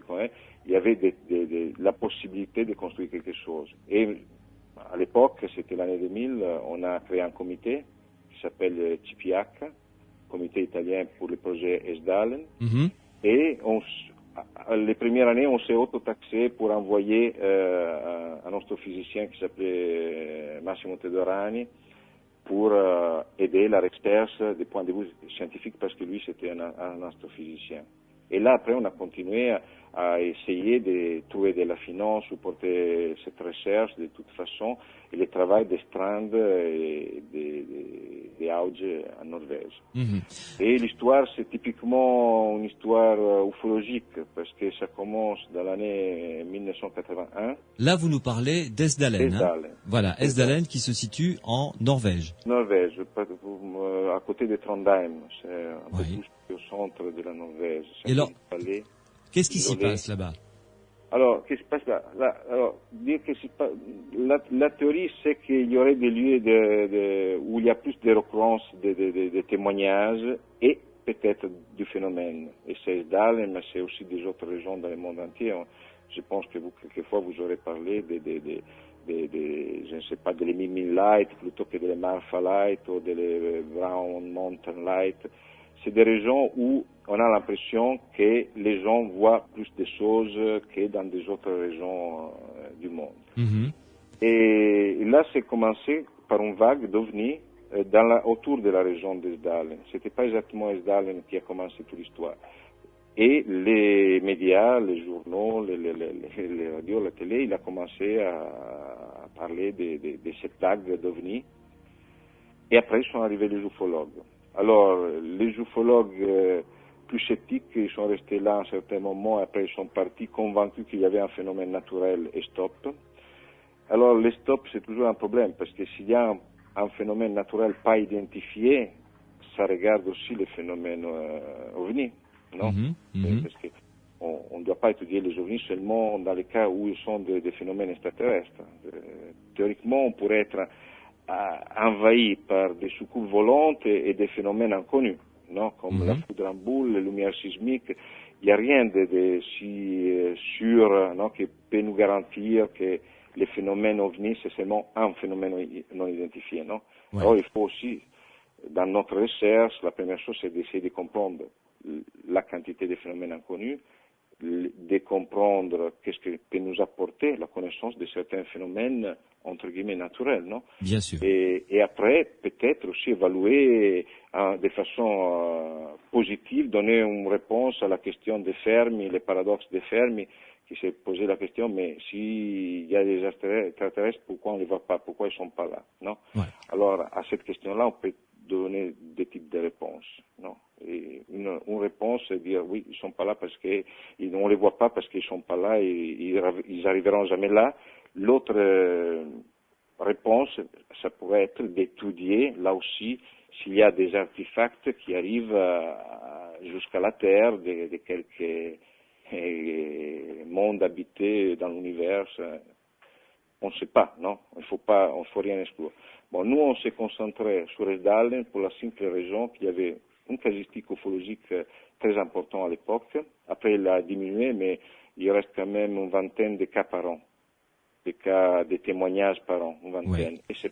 Et c'est beaucoup en relation à la population, parce qu'il y a des 150 habitants à peu près, peut-être quelque chose de plus, mais c'est vraiment une petite vallée isolée avec pas beaucoup d'habitants. Ouais. Nico Conti, une pause et on va se retrouver dans quelques instants pour approfondir justement ce qui se passe dans cette vallée à côté donc d'une ville qui s'appelle Trondheim, qui s'appelle Esdalen. C'est en Norvège et vous allez nous dire pourquoi est-ce que ce lieu est précisément intéressant et ce que l'on y voit. Qu'est-ce qu'on voit sur Internet? Je sais que j'ai vu des photos, quelques films concernant des lumières tout à fait étranges qui se baladent dans le ciel le soir. Vous allez nous en dire plus dans quelques minutes. Sud Radio, samedi et dimanche, 22h minuit. Louis Beneddi, les aventuriers de l'étrange. Avec nous en direct depuis l'Italie, à Bologne, Nico Conti, l'ufologue italien. Nico Conti, vous nous parliez tout à l'heure d'Esdalen. Alors, en quoi consistent les phénomènes qui se déroulent, visuellement je parle, qui se déroulent à Esdalen, puisque vous nous avez dit, après une vague très importante, là il y a encore quand même une vingtaine d'observations par an, ce qui est énorme pour une petite région, pour un petit bled, si vous me permettez le terme, où il y a à peine 250 habitants quand même. En plus un beau endroit. Alors, nous, la première chose que ça nous a rendu la chose intéressante, c'était le fait que Strand s'est posé le problème de ne pas aller dans la vallée seulement pour enquêter les témoins, seulement pour voir, disons, mais pour poser des instruments. Oui. Et il a eu une certaine continuité dans les années. Il y a eu des pauses parce qu'en plus, en partant de Oslo, ça fait quand même 300 et quelques kilomètres à parcourir pour aller dans les petits villages avec quelqu'un pour gérer une blue box qu'il avait fait construire après les 1984, ou poser les instruments. C'est toute une organisation de recherche dans les vrais sens. Et ça, c'est la chose qui nous a passionnés et on s'est dit, on doit supporter la possibilité de rechercher concrètement avec des instruments quelque chose, non? Parce que si on les voit, on peut les voir aussi à travers des instruments et mesurer des choses, non? Bien sûr. Oui, les photographier, les filmer, du son éventuellement. Avant de poser la théorie, c'est extraterrestre, c'est pas extraterrestre, c'est naturel, c'est pas naturel. Ça, c'est des mauvaises questions, disons. Et dans l'année 2000, Strand et son collège ils rentrent en contact avec les radiotélescopes de Bologne et on décide d'envoyer un physicien à faire la première mission, à tester des instruments. C'était des instruments pour vérifier l'électromagnétisme sur les ondes radio VLF, Very Low Frequency, et c'était les premiers équipements, il y en avait des autres, et les tentatives c'était aussi de prendre un spectrogramme de la lumière, par exemple. Ça c'était important pour définir quelque chose. Et jusqu'à maintenant, maintenant ça fait 7 ans d'instrumental, parce que pendant ont été construits aussi des autres équipements, comme par exemple un radar. On est en train de construire des autres machines à travers ces technologues-là. Et la direction, c'est multiple. C'est-à-dire, on cherche pas seulement des lumières, on cherche aussi de vérifier des hypothèses. Parce qu'il y a des hypothèses liées au sismique, aussi si sismique, oui, c'est ça. C'est pas lié sismique. il y a la possibilité, dans certaines situations, d'avoir des phénomènes de pièges d'électricité liés, de quelque façon, à la géologie. Autrement, ça pourrait être quelque autre chose plus à côté de la foudre en boule. Aussi, si les experts, à l'époque, il y a eu aussi un grand nombre d'experts de foudre en boule qui se sont réunis à Esdalen, c'était, si je me rappelle bien, en 1984 ou 1985. Et ils se sont réunis et ils ont vérifié un peu les témoignages pour comprendre si ça pouvait être la foudre en boule ou quelque chose de similaire. C'est-à-dire qu'il y a beaucoup de possibilités. Et à part ça, il faut pas oublier, parce qu'il faut pas faire du cover-up, il y a aussi des témoignages qui parlaient clairement d'objets structurés dans certains cas. Hein. Alors il y a tout dans un petit vallée, il y a tout ce qu'on retrouve normalement dans la casuistique ufologique. Donc un lieu intéressant pour y poser. Mais là, on la trouve concentrée. Ah, complètement. Donc très intéressant. Là, on peut aussi se poser la question pourquoi elle est plus concentrée que dans des autres endroits. Il y a la théorie qu'il y a des lieux où il y a plus de récurrence des phénomènes, de phénomènes. Il y a aussi la théorie quand il y a plus d'observateurs, on voit plus de choses dans le ciel. C'est simplement parce qu'il y a des observateurs qui regardent. En plus, les observateurs sont entraînés ils voient des choses que normalement les gens pas habitués à regarder le ciel voient. Et le contraire. Il y a aussi le cas contraire, non?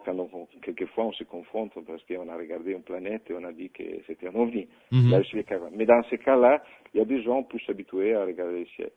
Là, le problème, c'est d'obtenir des données, de les mettre ensemble et de les faire fonctionner. Et jusqu'à maintenant, on n'est pas encore réussi à d'avoir ce que, entre guillemets, c'est la preuve, mais d'avoir des données qui se croisent ensemble, c'est-à-dire un signal VLF, un spectrogramme de la lumière, plus en même temps, une triangulation du phénomène, toutes des choses que si on lit un livre qui s'est publié en France, et c'est très intéressant, de Peter Sturrock, La science face à l'énigme des ovnis, c'est un livre de la presse du Châtelet. C'est un livre très intéressant et parle aussi de ça.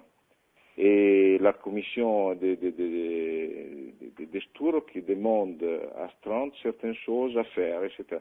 Certaines choses, on a réussi à les faire, à les organiser, disons. Autres choses, il faut encore du temps pour l'organiser parce que c'est une question d'hommes, c'est une question de moyens, d'argent. Oui. Et c'est pour ça que dans le cas comme la France, ce serait intéressant si quelqu'un avec des moyens, il pouvait faire bouger autour de quelques projets les problèmes et avoir quelques réponses, parce que ça pourrait être intéressant, hein, c'est pas seulement... Là, vous lancez, Nico Conti, un appel à un mécène. Un mécène, c'est-à-dire quelqu'un qui est prêt à investir de l'argent pour que ça avance, quoi. Nous, on cherche toujours ça, et on a notre directeur, Renzo Cabassi, qui est assez habile à chercher des gens intéressés, qui peuvent nous supporter, etc. C'est toujours pour des petits montants. Alors que je pense qu'une organisation publique comme ça pourrait être le Japan, si orientée sur des projets sérieux, non, et pourrait faire le travail beaucoup mieux que n'importe qui, et peut-être les répliquer dans des autres endroits, parce que c'est pas forcément ça doit être Esdalen. Nous, on est en train aussi de regarder comment transférer toutes les choses qu'on a prises au niveau des équipements, de les transférer ici, dans quelques régions où on a l'idée qu'on pourrait avoir plus de phénomènes qu'ailleurs. Et ça sur la base du nombre de témoignages comparé à certaines régions. Il y a eu quelques tentatives aussi de quelques amis qui, après une vague d'ovnis sur une petite région de l'Italie qui s'appelle Sassalbo, ils ont monté un projet pour placer des instruments. Il y a quelques instruments à Carogne. Je ne sais pas si vous avez entendu parler d'un phénomène bizarre qui s'était passé en Sicile il y a quelques années. Non.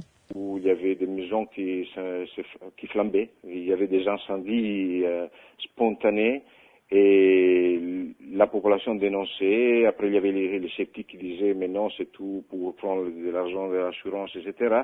Mais là, après un certain nombre d'années, il y a la protection civile qui a placé des instruments, qui mesure, et là aussi on retrouve de la casuistique OVNI. Il y a des témoins d'OVNI. Est-ce que la chose est liée ou pas? Pour l'instant, c'est pas très important. C'est important de pouvoir placer des instruments et de pouvoir prendre des données, de les mettre en corrélation et de comprendre à travers la physique, à travers les sciences dures, quelque chose de plus. Ouais. C'est ce que nous racontent les témoins. Que les témoins, ils donnent des indices. Alors, Nico Conti, en ce qui concerne Esdalen, qu'est-ce qui a été observé? Racontez-nous ce qui a été observé dans le ciel et qui rend ce lieu intéressant. La majorité, c'est des lumières. Oui. Des lumières de différentes dimensions. Parce qu'on a aussi eu un cas très intéressant dans les 2004 où un groupe d'astronomeurs amateurs italiens, il est monté en Norvège et il a commencé à observer le ciel, certaines régions d'Esdalen comme les lacs Jungen, et ils ont pu enregistrer des petits mini-flashs de lumière sur les lacs, sur la colline, dans le ciel, et les mesurer en même temps qu'ils les voyaient. Là, il n'y a pas encore une triangulation, mais il y a quelque chose d'intéressant parce que c'était des gens entraînés à l'observation des bolides, par exemple. C'est des gens qui ils passent leur temps à observer les ciels, les ciels plus à côté de nous, hein, alors que quelquefois, quand on parle avec un astronome, l'astronome moderne, souvent, il ne sait pas reconnaître les étoiles dans le ciel, parce que lui, il regarde un peu plus loin, hein, un ciel qui est un peu plus loin, non? Ou à travers un radiotélescope, alors il regarde exactement rien, il regarde des papiers avec des données, non? Et là, ces gens-là, c'était un groupe d'une vingtaine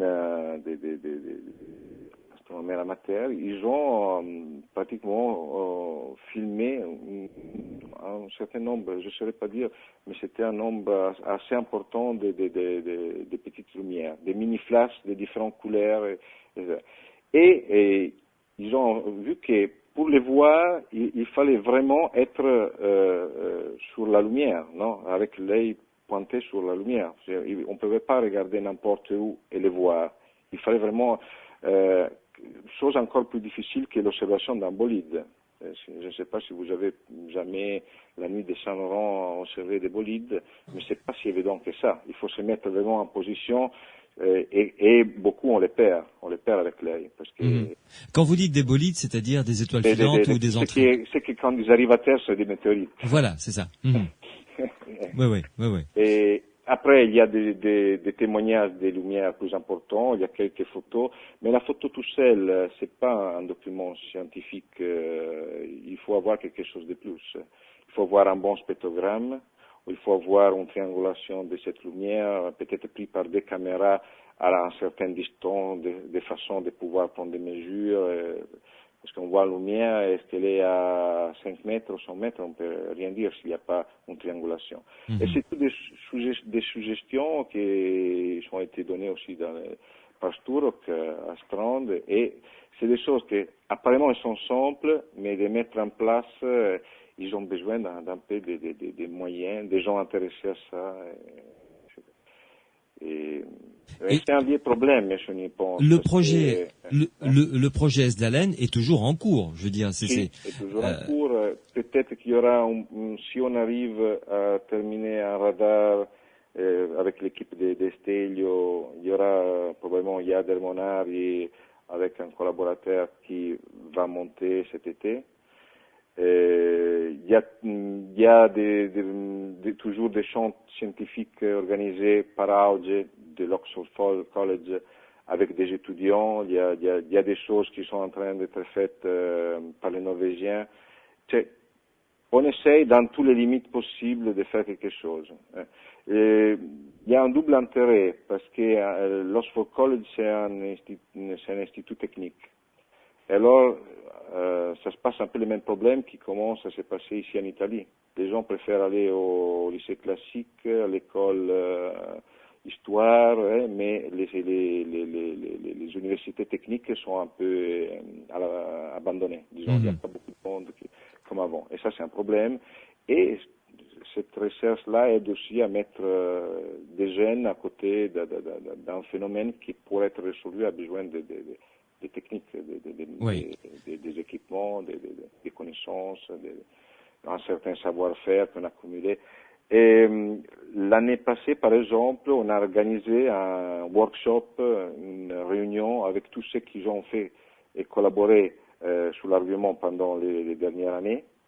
Et on a essayé de construire quelque chose, un peu de faire l'état de l'art, parce qu'il y a aussi quelques articles scientifiques de quelques physiciens qui s'est intéressés à ça dans le passé.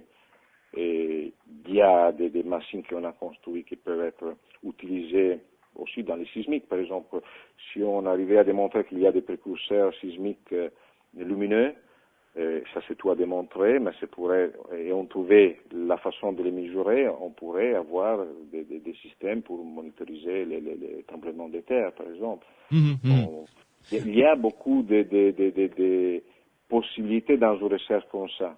Il faut voir s'il y a une volonté, là encore politique, à commencer des scientifiques pour approcher ces thèmes-là. Nico Conti, revenons-en maintenant au cas que vous nous avez rapporté. Il y en avait deux. Le premier, donc, vous nous en avez parlé, c'était à Trévise, donc en 1979. Le deuxième cas, parce qu'il ne nous reste plus que quelques minutes maintenant, le deuxième cas que vous avez sélectionné pour nous en parler, un cas italien évidemment, quel est-il? Ah non, alors on a fait un peu de confusion. Ah, pardon. Je vais vous parler des deux. On a fait des confusions, je vous ai cité des dates différentes et des cas différents. Toujours avec des pilotes. Dans les premiers, c'était un cas avec en Sardaigne, et dans l'autre, c'était un cas de Trévise. Ah, voilà. Il y a beaucoup des autres. Si vous voulez, là, quelle heure il est déjà? Il est 23h48 et à minuit. Oui, quand même. Oui, le temps passe vite en votre compagnie. J'ai pensé que là c'était très long. Non, plutôt, j'aimerais citer un cas où il y a eu un certain travail d'ufologue italien en France. Et tout le monde parle chaque fois qu'on doit parler de quelques cas, on parle des cas de transinfluence. On est parlé en France, mais on est parlé aussi en Italie. Oui. Et c'est un cas où les témoins je pense qu'il est encore vivant, il est italien, il est italien, de la Toscane. Et il y a l'étude de la trace, il y a toute la polémique qu'il y a eu autour, etc. Mais ça reste quand même un travail très intéressant qui avait été fait, disons, avant le CEPRA. Avec les Japan avant le CEPRA. Parce qu'après, il y a toute cette parenthèse pas publique du CEPRA qu'on peut aussi critiquer pour différentes raisons, mais disons qu'avant les Japan, il avait construit quelque chose, des études, une certaine tentative de faire sérieusement sur le terrain. Après.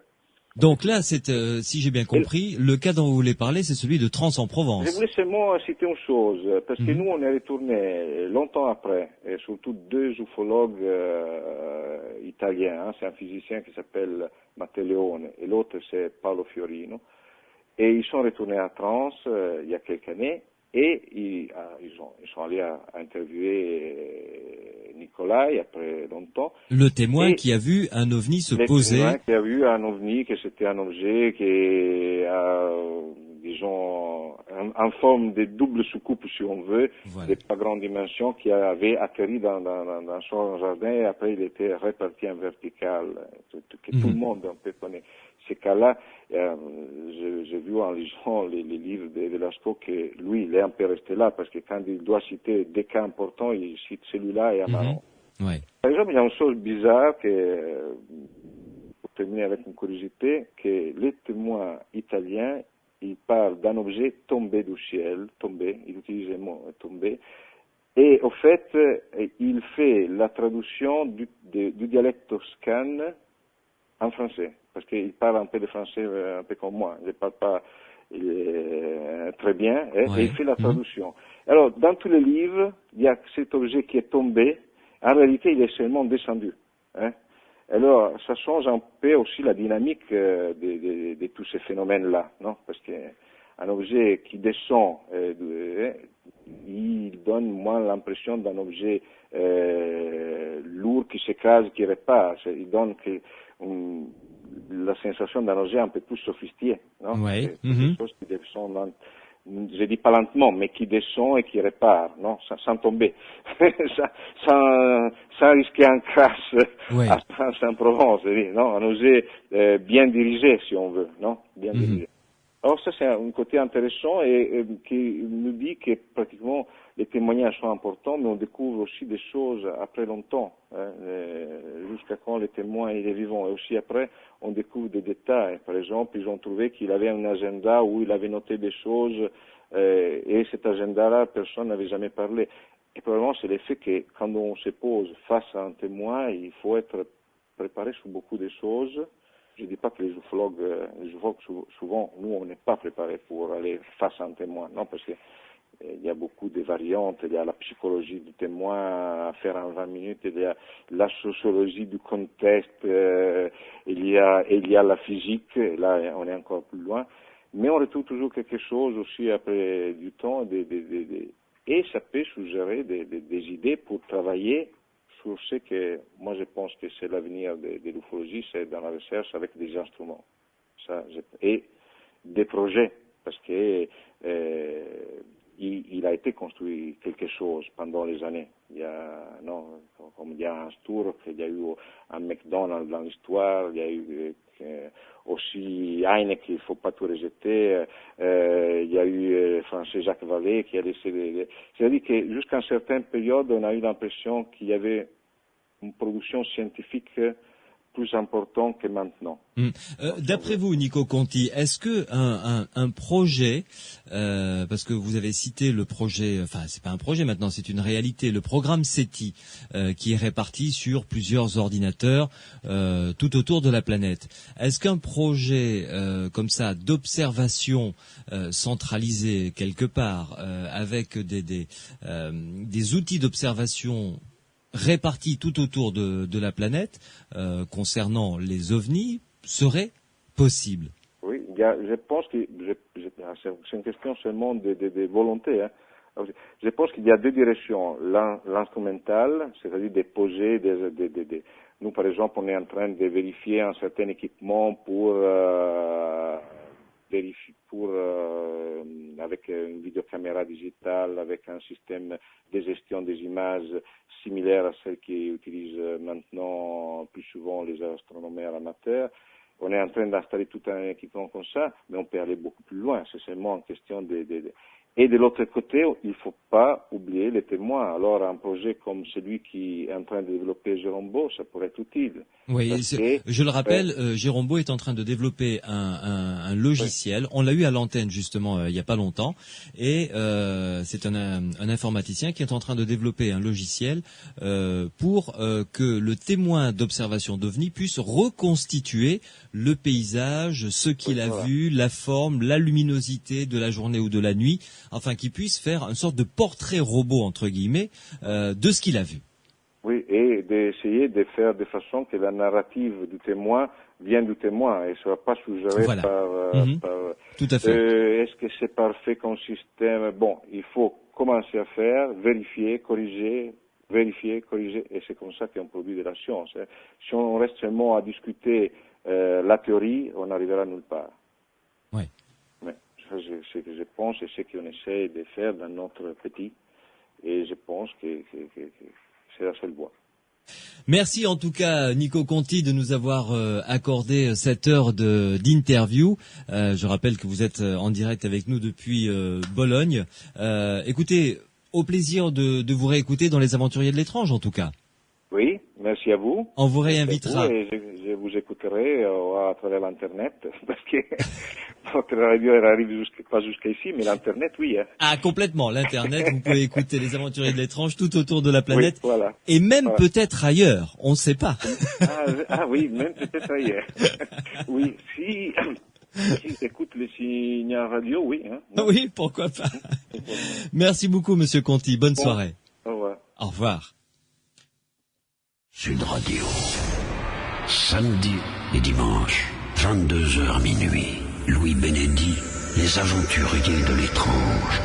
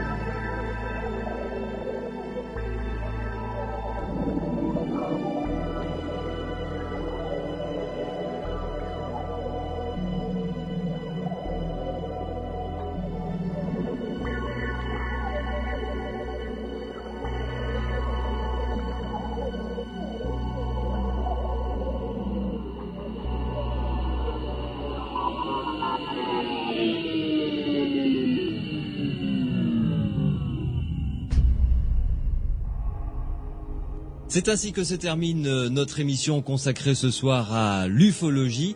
La semaine prochaine, eh bien, d'autres sujets sont en préparation. Si vous avez été témoin d'un phénomène d'apparition, eh bien, votre témoignage m'intéresse puisque samedi prochain, nous consacrerons cette émission au phénomène d'apparition. C'est un phénomène parapsychologique tout à fait intéressant à étudier, c'est ce que nous ferons. Et enfin, dimanche, nous recevrons Maude Christen qui vient de publier sa biographie. C'est toujours un plaisir que de recevoir Maude Christen, qui est considérée, à juste titre peut-être, parmi une des meilleures voyantes de France et qui s'est pliée avec bonne grâce à plusieurs expériences menées par différents scientifiques avec des résultats la concernant tout à fait étonnants. Rendez-vous donc la semaine prochaine, puisque demain dimanche il n'y a pas d'émission pour cause de premier tour de l'élection présidentielle, samedi et dimanche 22h minuit comme d'habitude. Si vous voulez réécouter cette émission ou une des autres des émissions des Aventuriers de l'étrange, reportez-vous au site des Aventuriers de l'étrange, c'est psiland.org, psiland.org, où vous allez pouvoir soit écouter sur Internet l'émission, soit la télécharger en podcast et l'écouter sur votre lecteur, alors que ce soit un lecteur MP3 ou votre iPod, sans faire de publicité. Si vous voulez nous contacter, pas de problème, 0826 300 300, vous nous laissez un message sur notre répondeur. Vous pouvez également nous contacter par mail.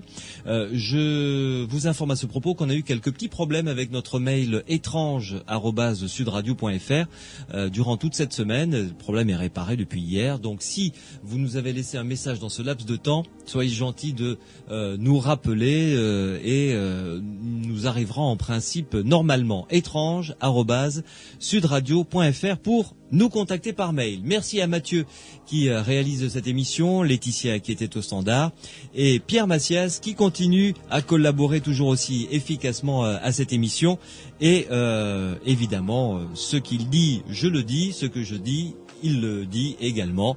Voilà, c'était juste une petite précision que j'ai jugé utile d'apporter. Rendez-vous donc samedi et dimanche prochain. D'ici là, passez une excellente semaine et un excellent dimanche à l'écoute des programmes de Sud Radio. Et ne ratez pas cette émission spéciale avec toute la rédaction de Sud Radio qui sera sur le pont pour vous faire vivre le premier tour des élections présidentielles.